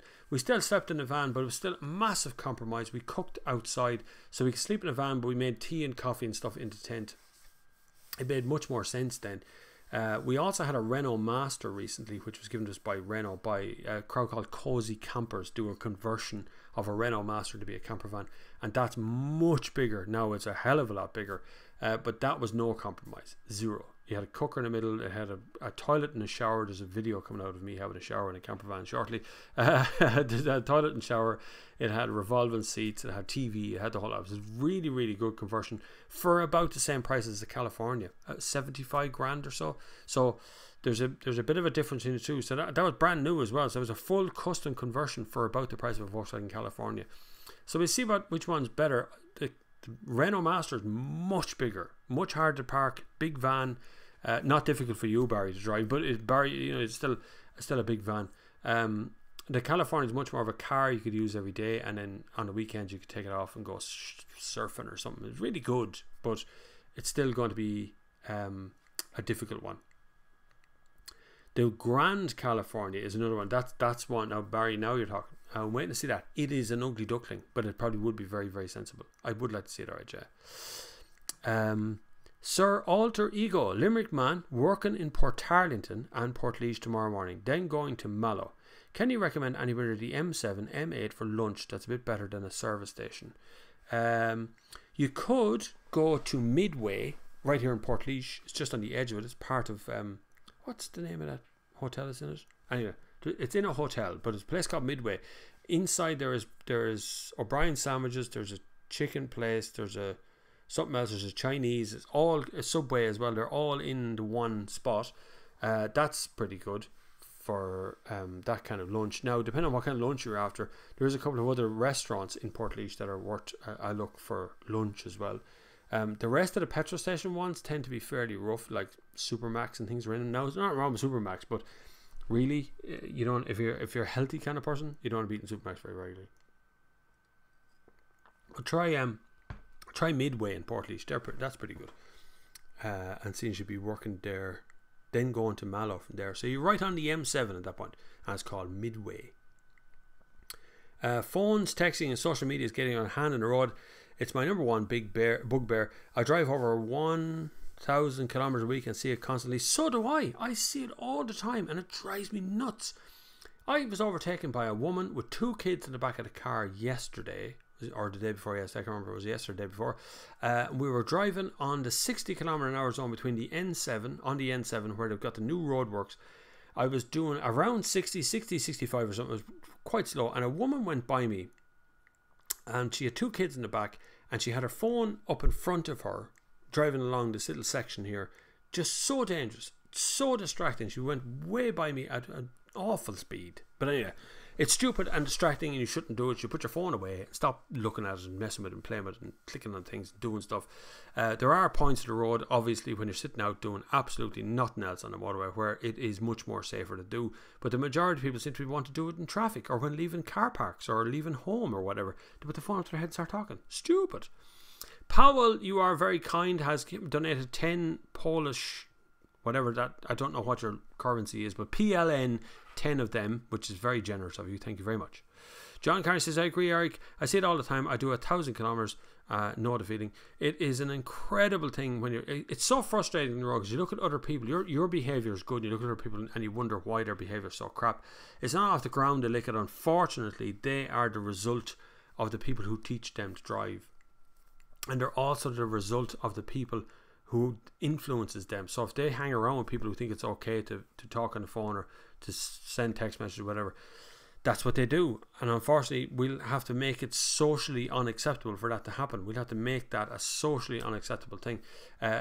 God help anyone who gets in the car with me in the driver's seat and pulls out a phone. Honest to God, I've done it on occasion where we go, don't do that. And they go, what do you mean? Don't do that. Just put the phone down or pull over. It's fine. I don't mind waiting for you. If you want to pull over here, you can make a phone call, you can send your text message, you can just pull over and do it, and I will happily wait for you to finish doing what you're doing. And you'd be really polite, but really forceful. And I literally mean really forceful. Don't be afraid of it. You are saving lives by doing that. Honestly, you are saving lives. Brian Cuss says, Eric, you are so right about the phones in the cars. It's a freaking plague. Can't drive 100 yards without seeing some gobshite looking down at their phone at the traffic lights. It's terrible. It is that moment where you see people doing this in cars. They're driving along. That drives me mad. Absolutely crazy. What are you doing? Are you driving or are you texting? You can't do both. Mike Burke is joining the conversation saying, I drive a truck all day, and from that height I see at least 50% of drivers watching their phones, so much that they drift off into my lane even when watching movies. Utter madness. I saw a guy the other day I was coming out of Quick Park after coming back from Romania. I was coming out of Quick Park and I was right behind him at the traffic lights, and he was watching RT1 Player or RT Player. I could see it quite clearly on his screen. I could see it.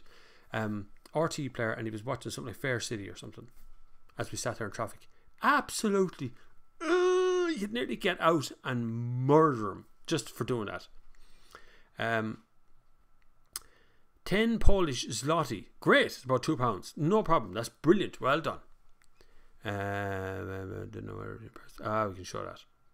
Joe Lyons says he was putting on, or he wasn't putting on makeup necessarily, but women who put on makeup, or people who put on makeup, a fag in one hand, in case anyone gets upset about that, a fag in Ireland is a cigarette in one hand. We used to call them a fag. It was also in the UK.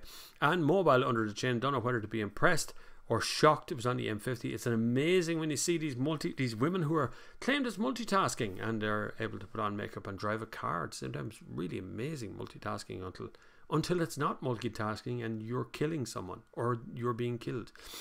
Could car companies maybe use signal blockers in the cars in the future, something that could be deactivated only if the phone is connected to the car's Bluetooth? Believe it or not, on your Apple device, if you root around in the settings, you will find a setting that deactivates the phone ringing or making any to do not disturb comes on when it knows it's in a car.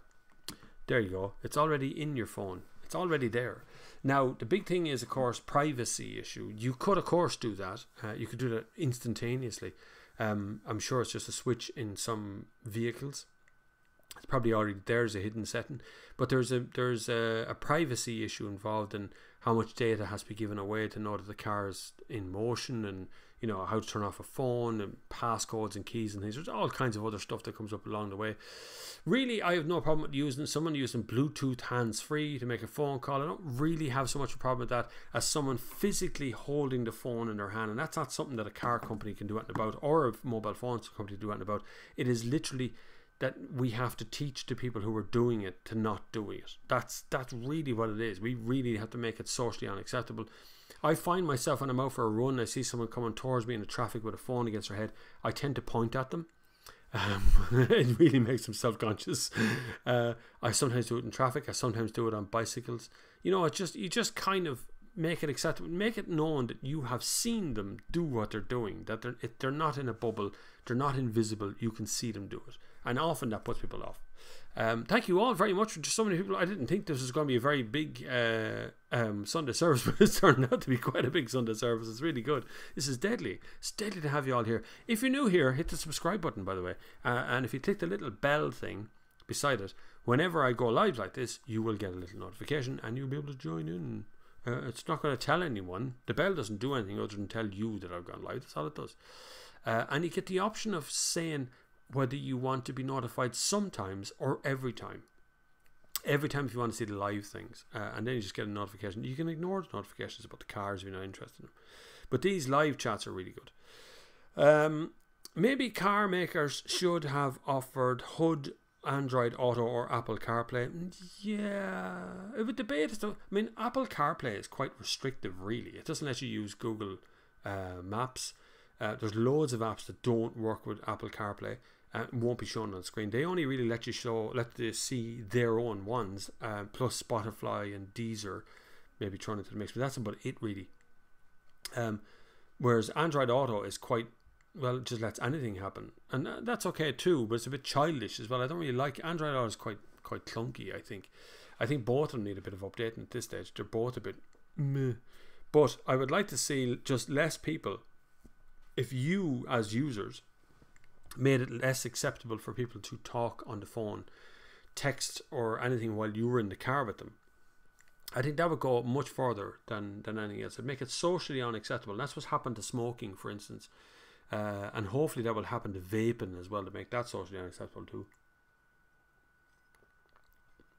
Because it's all bad for you. All of it. Sorry, I'm drinking water there. I beep people when I see them on the phone. Anyone else do that? Yeah, I do that. I beep the horn and point at them, and they usually wave at me, and I go, no, put the phone down. And you drive on then. Completely fucks people up for the rest of the day. I don't know whether you're a cop or I love it.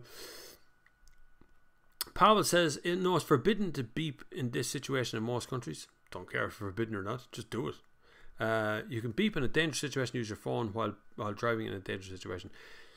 Yeah, that's true, you can do that, but it wouldn't put me off. If I have something to say and I want to attract your attention, I'm going to beep the horn. The reason the beeping the horn thing became forbidden is if you're ever in Greece in the 90s or anywhere down there where the traffic lights would go from red to green and everyone just starts beeping the horn straight away. Beep, beep, beep, beep, beep. It just went on so much. Italy did it too. Anywhere in those kind of countries. So it just kind of spread out across the entire of Europe to make it forbidden to beep in anything other than emergency or dangerous situations. Bob, the Dubs hasn't started yet. Your number might drop off soon. Okay, fair play. That's all right. That's good. That's all right. I can live with that. I can sweep up the bits around the edge of the Dubs while they're waiting to lose against Tyrone. I mean, Tyrone's going to win. Maybe. I'm not on anybody's side because I don't watch football. Numbers. Apple CarPlay will soon let you use Google Maps, Waze and other third-party maps starting in iOS 12 later this year. Apple CarPlay will no longer force you to use Apple Maps to get directions. Apple Maps doesn't get you directions. Apple Maps just gets you lost. That's the problem with Ireland. We have a funny thing. I know in Germany, even in the UK, you put in a postcode or whatever you want to get where you want to go, and it works for most sat navs, even with Apple Maps. But here in Ireland, I was actually looking for a trampoline park, bouncing on trampoline stuff, an indoor one for the kids to mess around with yesterday. And I was able to go into Google Maps and type trampoline park Ireland, and it brought up all of them across the entire of Ireland. Great. Try that in Apple Maps. Hasn't a clue. It doesn't know the name of any of these things, so it's kind of weird like that. Hopefully it'll be nice to have Google Maps on Apple Maps, or Google Maps on Apple CarPlay, which would be quite good. But I'd rather just turn off the phone, not use it at all.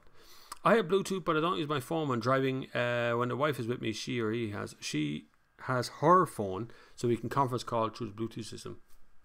That makes it much easier for us. You're dead right. It's probably the simplest way out. I don't tend to use the phone at all if I can manage it. I like, for instance, Mercedes doesn't have Apple CarPlay. You can Bluetooth on and play your music, but it's just going to play it as media. It doesn't play it as Spotify or anything else. You have to interact with your phone if you want to do something. So it's just Bluetooth. You can plug it in, you can charge it, but it doesn't do anything to it after that. And that's about it, really. Andy McAfee has just joined. Sorry, got the notification. PS making mobile use is totally unacceptable. Needs the same strong legal stance as drink driving. Yes, it does. Even drink driving doesn't really work over here, mind you. We still have drink drivers.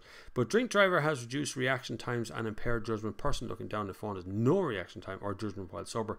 1 year ban, nothing less. I'm more of in favour of giving higher, a higher fine than the ban, right?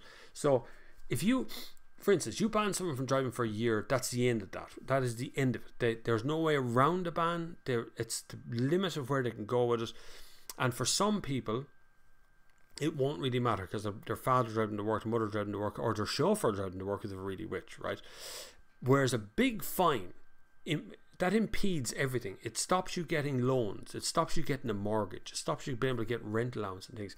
There's all kinds of problems around a fine thing. So I'm much more of if you get caught talking on the phone while driving, it is 6 points in your license, a 20 grand fine, straight up the mark. That's it. You're talking on the phone, you're done. So 20 grand is a lot of money. That will hurt, and that will hurt for a very long period of time. Years, in actual fact. You could get it discounted even if the judge went, okay, well look, we'd only fine you half the way. Still €10,000, right? If that doesn't put you off talking on the phone while driving, I can't imagine anything. Well, I can't imagine. You just end up dead somewhere. So the 1 year ban thing is good in it, like when there's no other way out, or you've got 12 points on your license and all of them come from talking on the phone. Then a 1 year ban, yeah, okay. But the problem is that puts people off the road. They have nothing to lose now. When you have nothing to lose, you will break every rule that's out there and you will go ahead with it. That's the end of it. And then you have a whole heap of people who will go to court and go, well, I'll lose my job if I lose my license. And that happens now. If I lose my license, I can't work anymore. What do I do for work? And they just get a fine that's tiny. So I'm much more in favour of gigantic fines and throttle back and everything else. Eric is not. Eric very much agrees with Andy. It's on a par with drink driving in terms of danger. I would beep to let them know that I see them, especially at lights. Yeah, should be. Looking down the phone, I think women are worse, just my experience. Maybe you notice that more than men. Maybe you're just paying attention. You kind of look at that woman, she's speeding, when actually the next car is a man as well. I'd say it's probably 50-50. I'd say as many men look at the phone as women. I think possibly women more commonly look at the phone in weirder situations. I think men do it just as much, but I think sometimes women look down at phones in traffic regularly because they're thinking about something. I often see men coming out of places like Supermax or McDonald's or Lidl or Aldi or something, and the phone goes up to the head and there's no one in the car with them. And what they do is they're ringing home to see if they need anything else before they go. It's like that last moment. It's like, oh, you're right there. I'll be there in a minute. Where are you at? Where are you? Is the greatest thing. Whereas I grew up, a lot of you lads on this channel right now grew up without having a mobile phone and were able to go up to town for a few hours and be in your own head and not have anyone disturb you or text you or tweet you or Instagram you or anything else, and you were able to just stroll around the place. I was all up to yourself and head to the pub and things. It was lovely. Not anymore, unfortunately. Anyway, I miss those days. Mullaban says, speeding in Finland, fines are based on income. Good idea. Yes, and that does happen in other European countries as well, whereby the more money you earn every single year means the bigger the fine is going to be for everything. And that happens a lot, particularly in Finland. Now, Finland had a gigantic, and still has a gigantic problem with drink driving and gambling as well. So let's put things in context that they had a massive problem. Sweden had it too.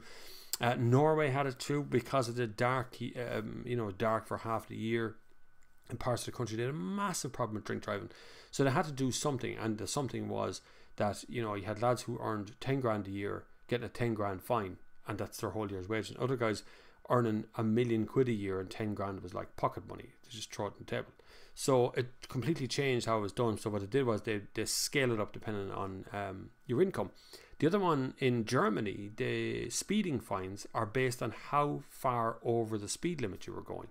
So a speeding fine could be €80, but it could also be €180 depending on how fast you're going. It could be €500 if you're going fast enough. So it scales up the faster you go. So there's a good few things we can look at Europe-wide that make a lot of sense. It could be employed here in Ireland very quickly. But one of them, I think, is just gigantic fines for mobile phone use. End of story. Low motorway speed limits in the UK. They have extremely high alcohol limit, 0.08. We have 0.02 in Poland.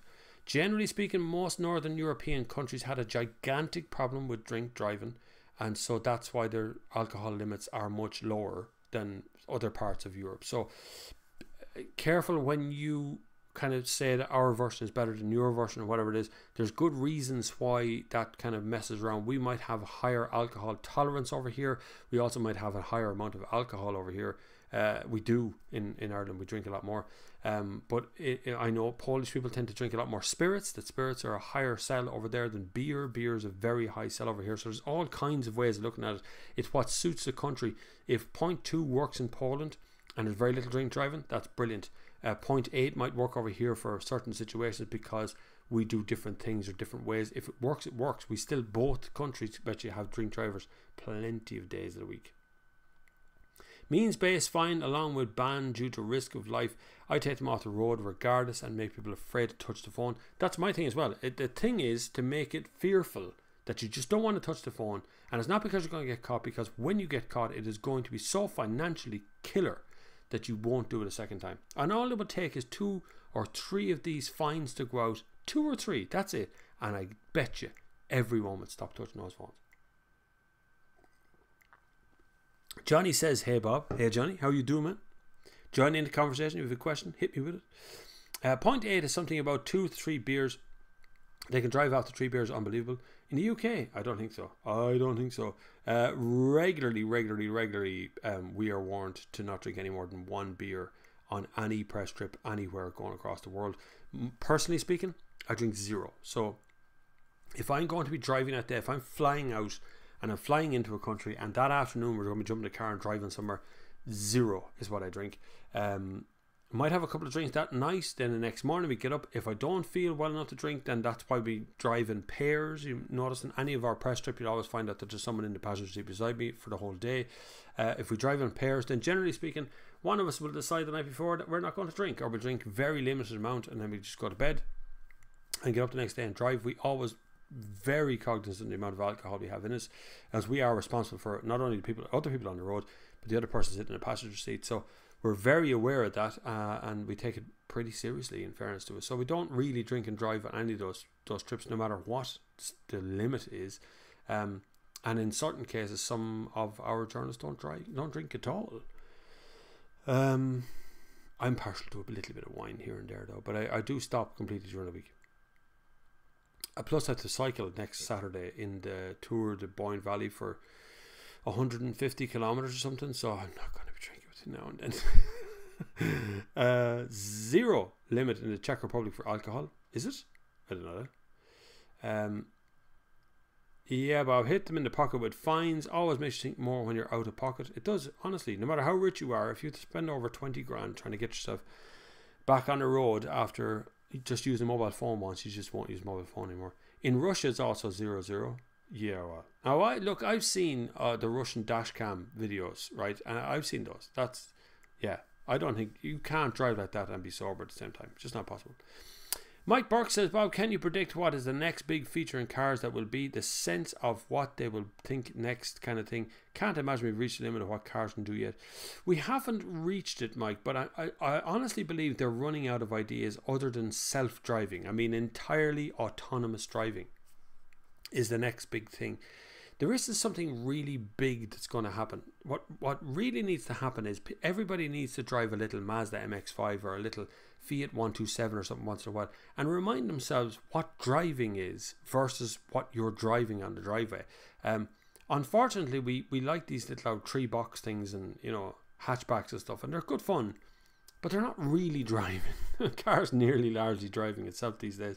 Everything's been done for you. There's nothing dramatic coming around the corner. It's all going to be incremental, kind of moving forward.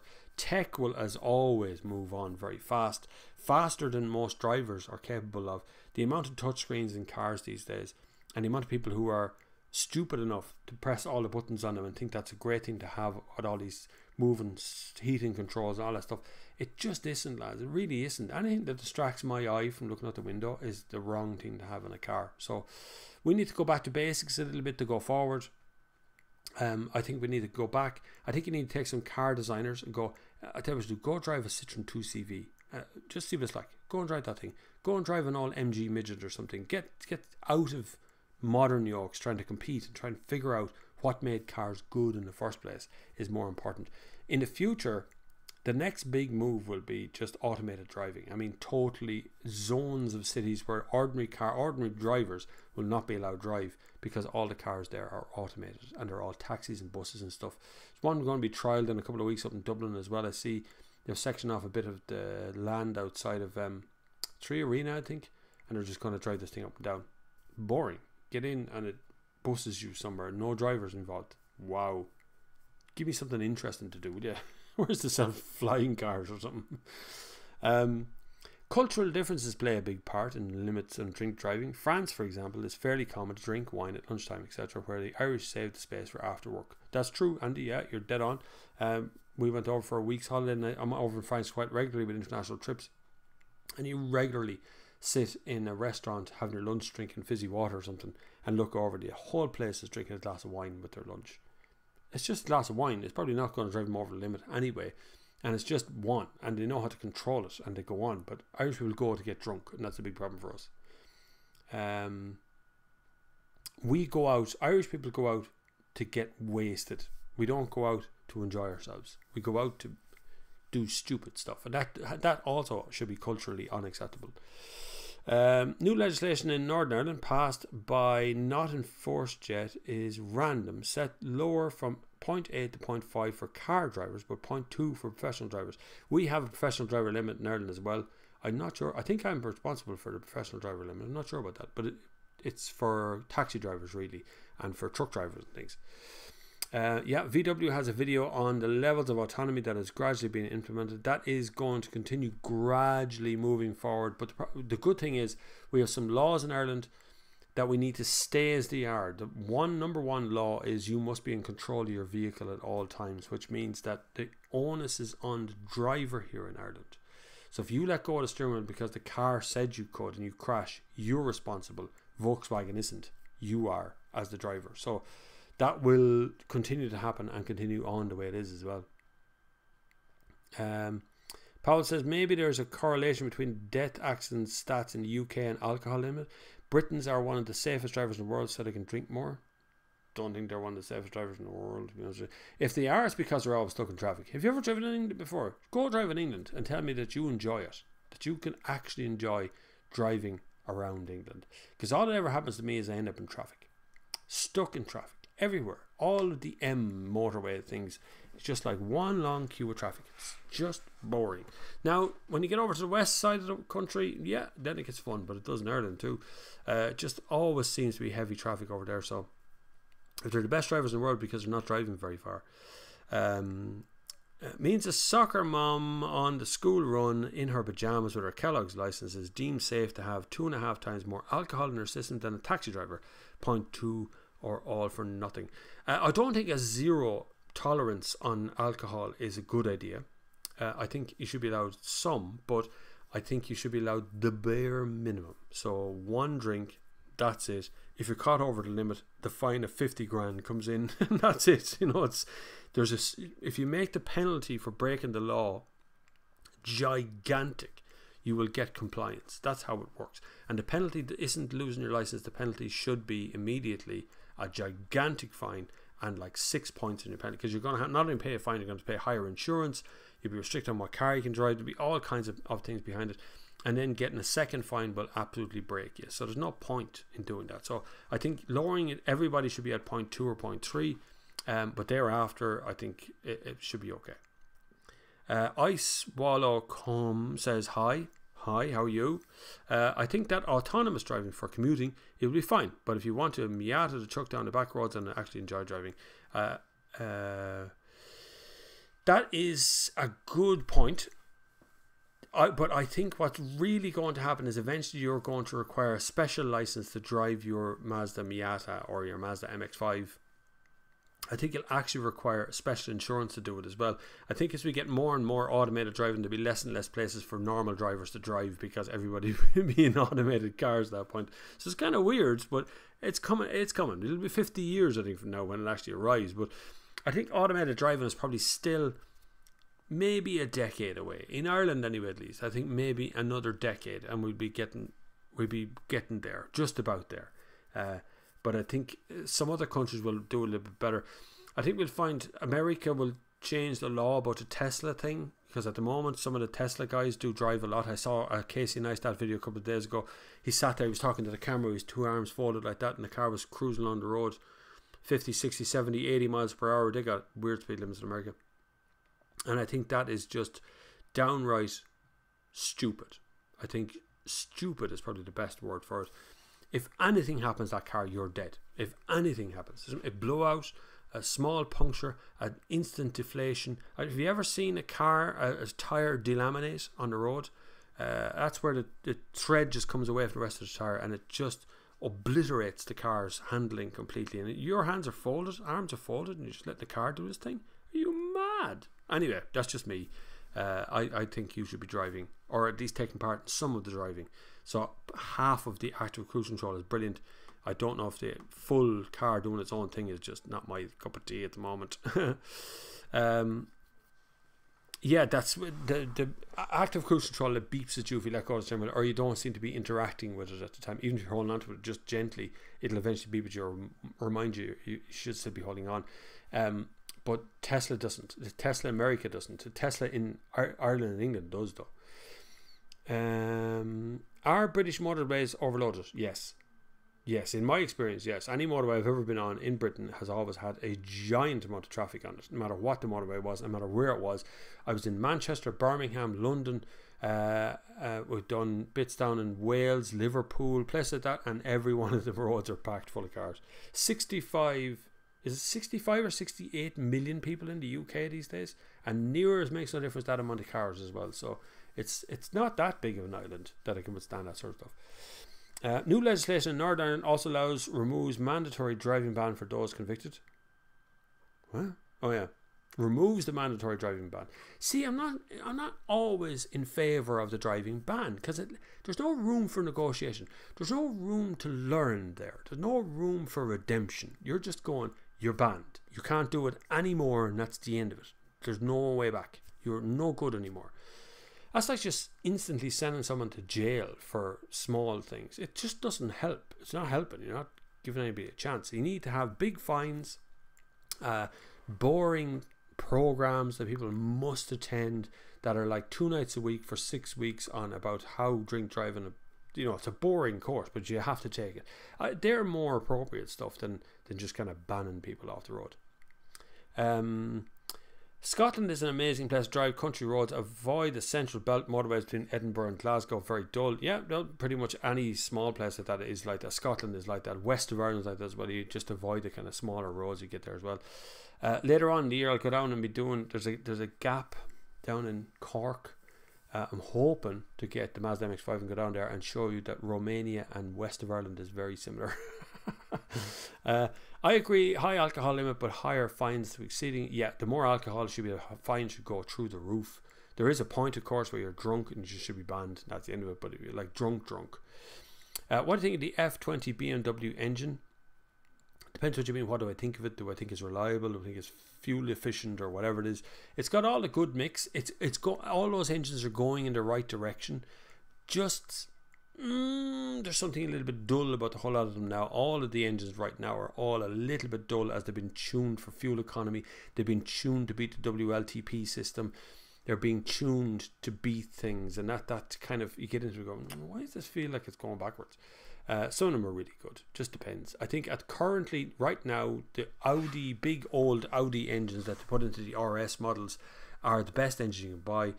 I think the M5 is a little bit dull until you turn everything on, and then it becomes a drift machine. But how often you can do that before you burn all the tires off?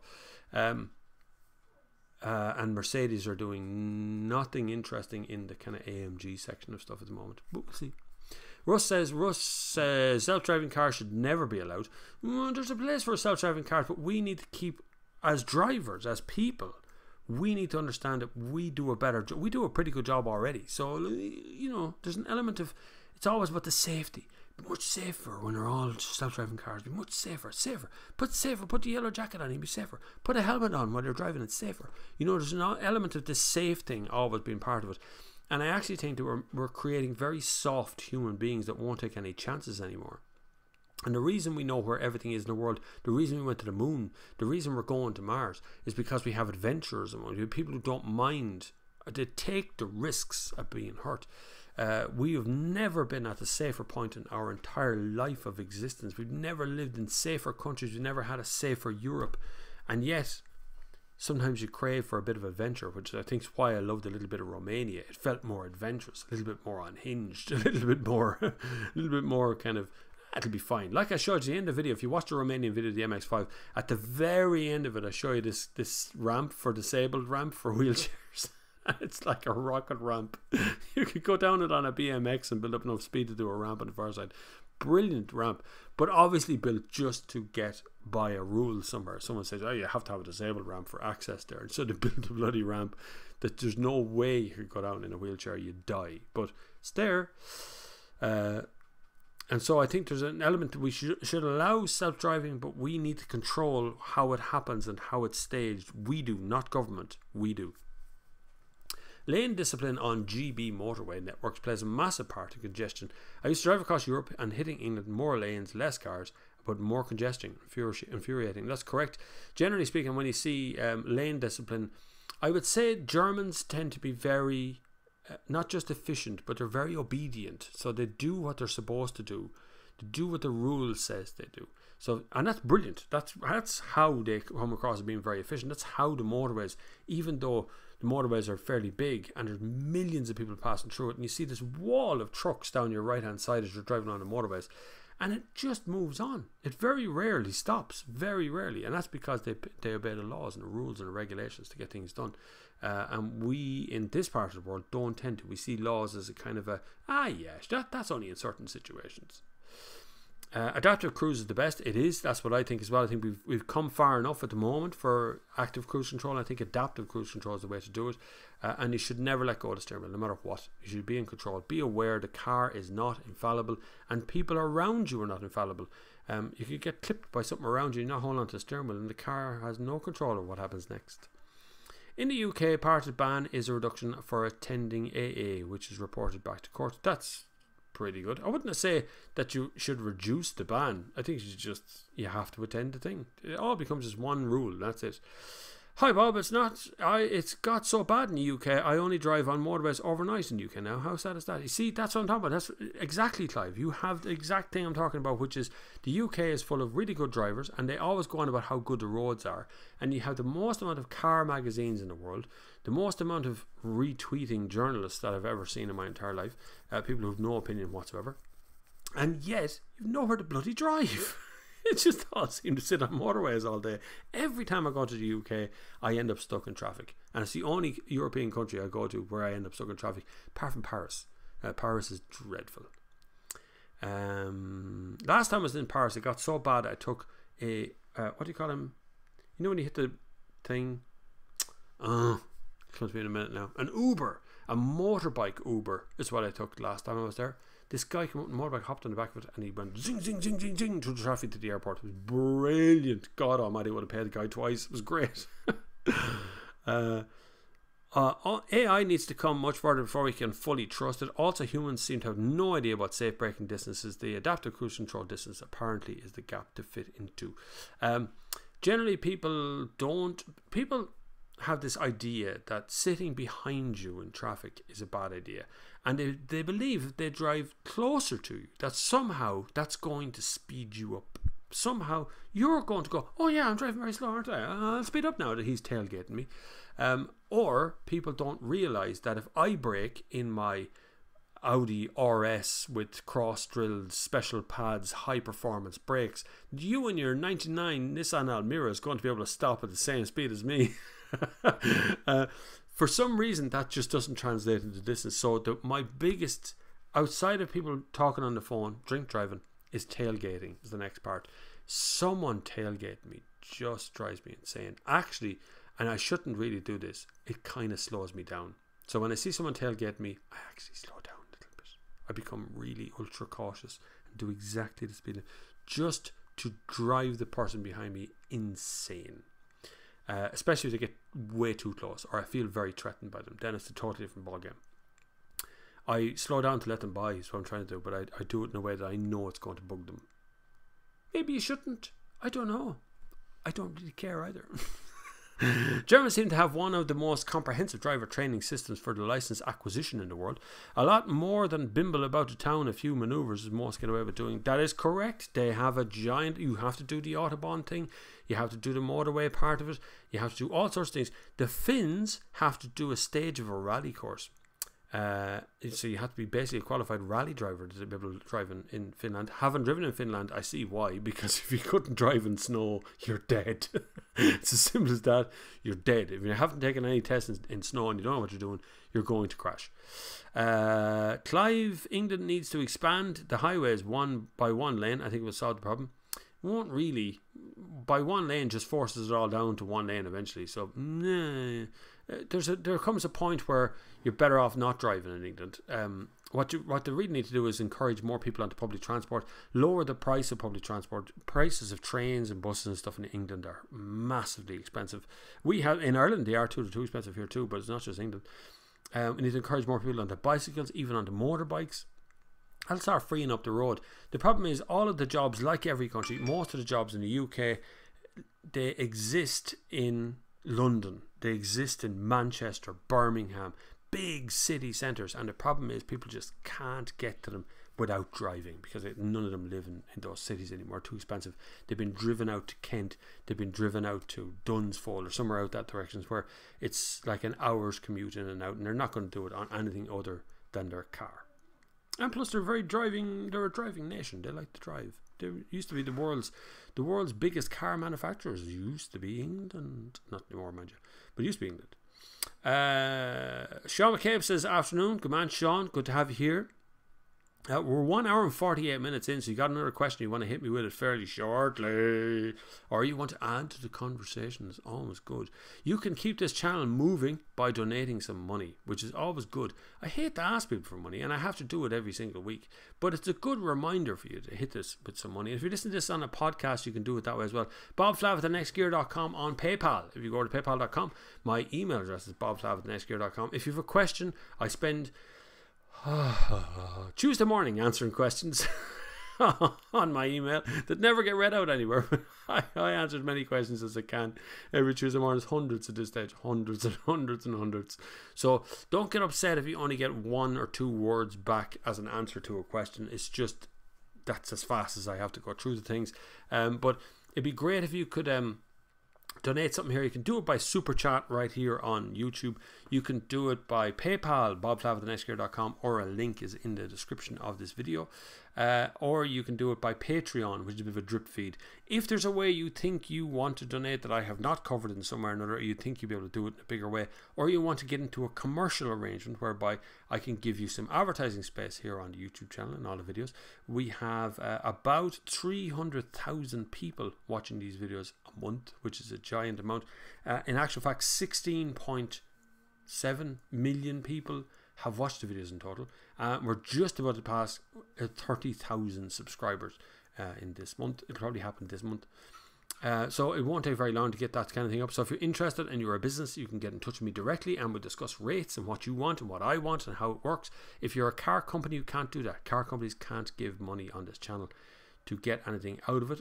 Unfortunately, I'd love to take their money, but it would totally compromise the journalistic ability of this channel to say whatever I want to say. So I don't allow it. I don't allow sponsored ads or any of that sort of stuff. So, plus I don't think Ford would like BMW to run an ad before a Ford review. So I don't even make any sense either way. But anyway, we'll see as the time goes on. Paul asked, Bob, in Ireland motorways are not overloaded? No, definitely not. We could suffer a bit more. There is an element. It is getting to the point now. Dublin is starting to really creak under the weight of the amount of traffic going in and out of it. So like there is an element of it starting to be overloaded, but nowhere near as bad as it is. I've very itchy nose today for some reason. Nowhere near as bad as it is in England. I slow down for tailgaters too, says Russ Catter. That should become a bumper sticker. I slow down for tailgaters. Clive says, Powell, and I think you're right, but over the years I've come to the conclusion that any road expansion is almost immediately soaked up as we are back where we were before. True, or they just move the problem along, like the Red Cow roundabout, which went from being a roundabout to being a straight line, and what it's done is shifted the problem further into town. It moved it up to another set of traffic lights, which they're now looking at, which is the one where you go up the Nace Road or you go up the Long Mile Road. Now they're looking at figuring out a way to try and replace that as well, which will just move the traffic further in up until it's right beside McDonald's or Peugeot or up there at Newlands Cross. It just gets worse and worse and worse and worse, and you just move it forward. The thing is, you need to get people out of cars. You need to give people a reason to leave the car behind for a bit, and that will solve the problem. We can all be great drivers and great into cars and into all sorts of stuff, but if we have nowhere to drive them, then it's pointless having them if we don't have a place we can use them. So sitting in traffic every day is, you could sit there in a 99 Nissan Micra, or you could sit there in a 2018 Ferrari F-150 or something. It wouldn't make a difference. They're still going to be boring as hell to sit there sitting in traffic. So unless we have a place to use them and drive them, and I'm not talking about having to go up Wicklow and spin around that way or whatever, they're pointless. You want to be able to drive through a city in sort of reasonable time, and I think crossing Dublin City should take no longer than about an hour in a car. Right now it probably takes about an hour and a half to 2 hours at rush hour peak times, and longer again indeed than trying to get back over it again. It's a ridiculous city, and it's only tiny. Dublin is a tiny city in comparison to London or Paris or Munich or Madrid or Barcelona or anywhere like that. And Barcelona moves along at a great rate, even at high traffic times. Barcelona seems to move forward very quickly because it's a grid system and it works nice. Anyway, should try NI, where we have under 100 miles of combined motorway network, longest 36 miles, shortest 0.2 of a mile. Major arterial routes through the country are single lane carriageways through towns. Yeah, I've driven them, and everything that happens up the north happens over towards Belfast. Nearly all the motorways are on the Belfast side of Northern Ireland, and when you come up from this part of the country, you go straight up from where I live, you go through Mullingar and you go all the way up along that way, you cross over the border, you go nowhere near Belfast, you're constantly on B roads and constantly surrounded by tractors and overtaking lanes and things. It's pretty hard going, but it's a very small country and not enough investment has been done. Used to be Northern Ireland had the better roads between Ireland and Northern Ireland, or Northern Ireland had the better roads. Now it's the other way around. Mark Howells Prescott says, good afternoon, Bob. How's the weather over there? It went black here for a little bit, but it seems to have lifted a bit. Electric Picnic is on out the road, Stradbally. We've all the big stars here to see them. I don't know who's actually. I know the Prodigy's on tonight. I want to see them, but I haven't got time to go to Electric Picnic. I don't have tickets either, but I generally can scrounge something up fairly fast to get in around the place. But I won't be able to make it there tonight. Not tonight, I can't go. Bob, do the Irish keep to the speed limits or just go a little bit over them? In Poland, 10 to 20 kilometers an hour over the limit is acceptable. Nothing is acceptable from a legal standpoint.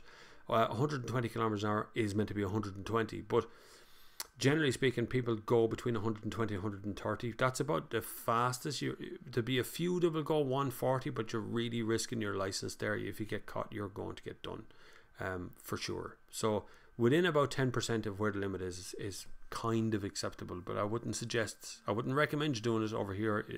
The penalties here are very quick and very severe. The massive transformation of the wider road network in ROI, Republic of Ireland, in the last couple of decades is night and day, with a large spread of proper major routes and dual carriageways. Nice to see the money well spent. Feckin' tolls though, yeah, there's tolls. You can easily get around the tolls, and they're not that expensive in fairness to them. Most of them are like 250, 280, maybe a little bit cheaper than that in places as well.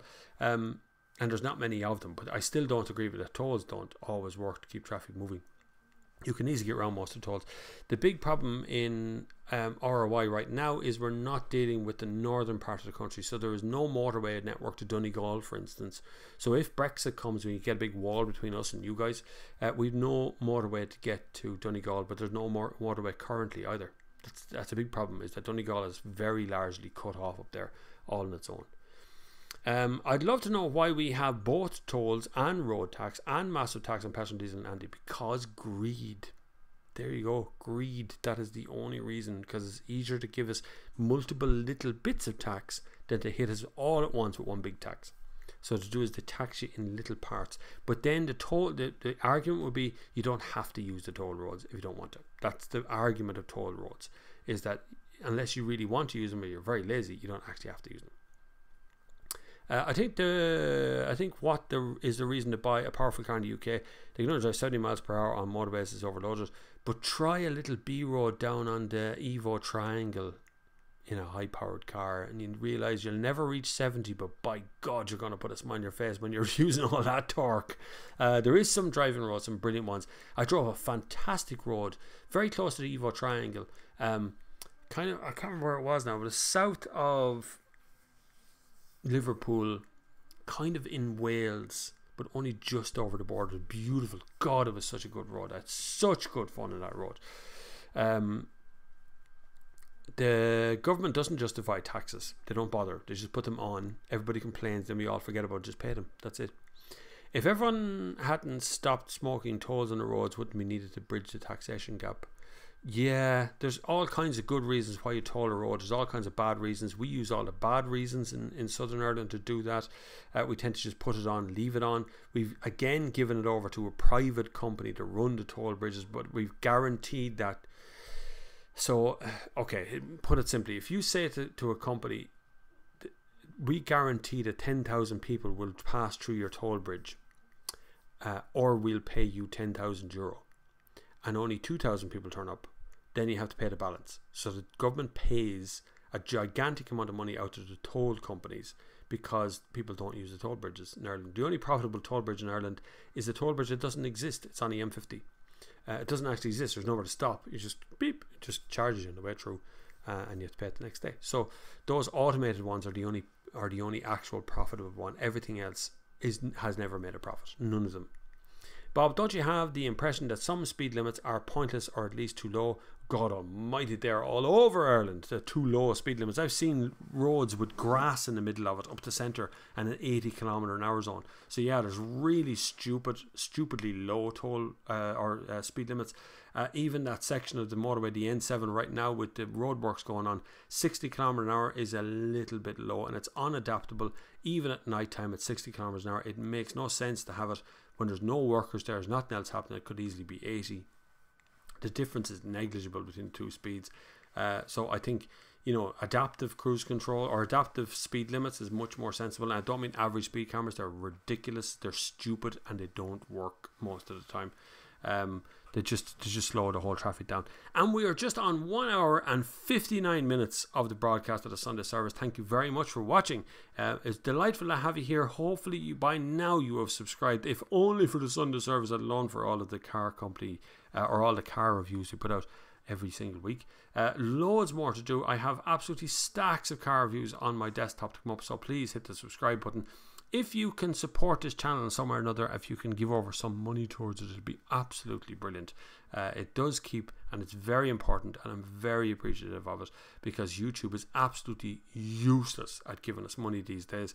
And it's all channels, not just my channel. We're all at that kind of point of life now where it's getting a bit kind of difficult to make YouTube make any sense anymore. So hopefully you can do something to alter that. If you're a business, please get in touch with me about sponsorship opportunities on this channel to sponsor even single videos or multiple videos or long-term channel videos if you want to as well. It'd be absolutely brilliant. But until the next time we meet again, I will see you on the far side.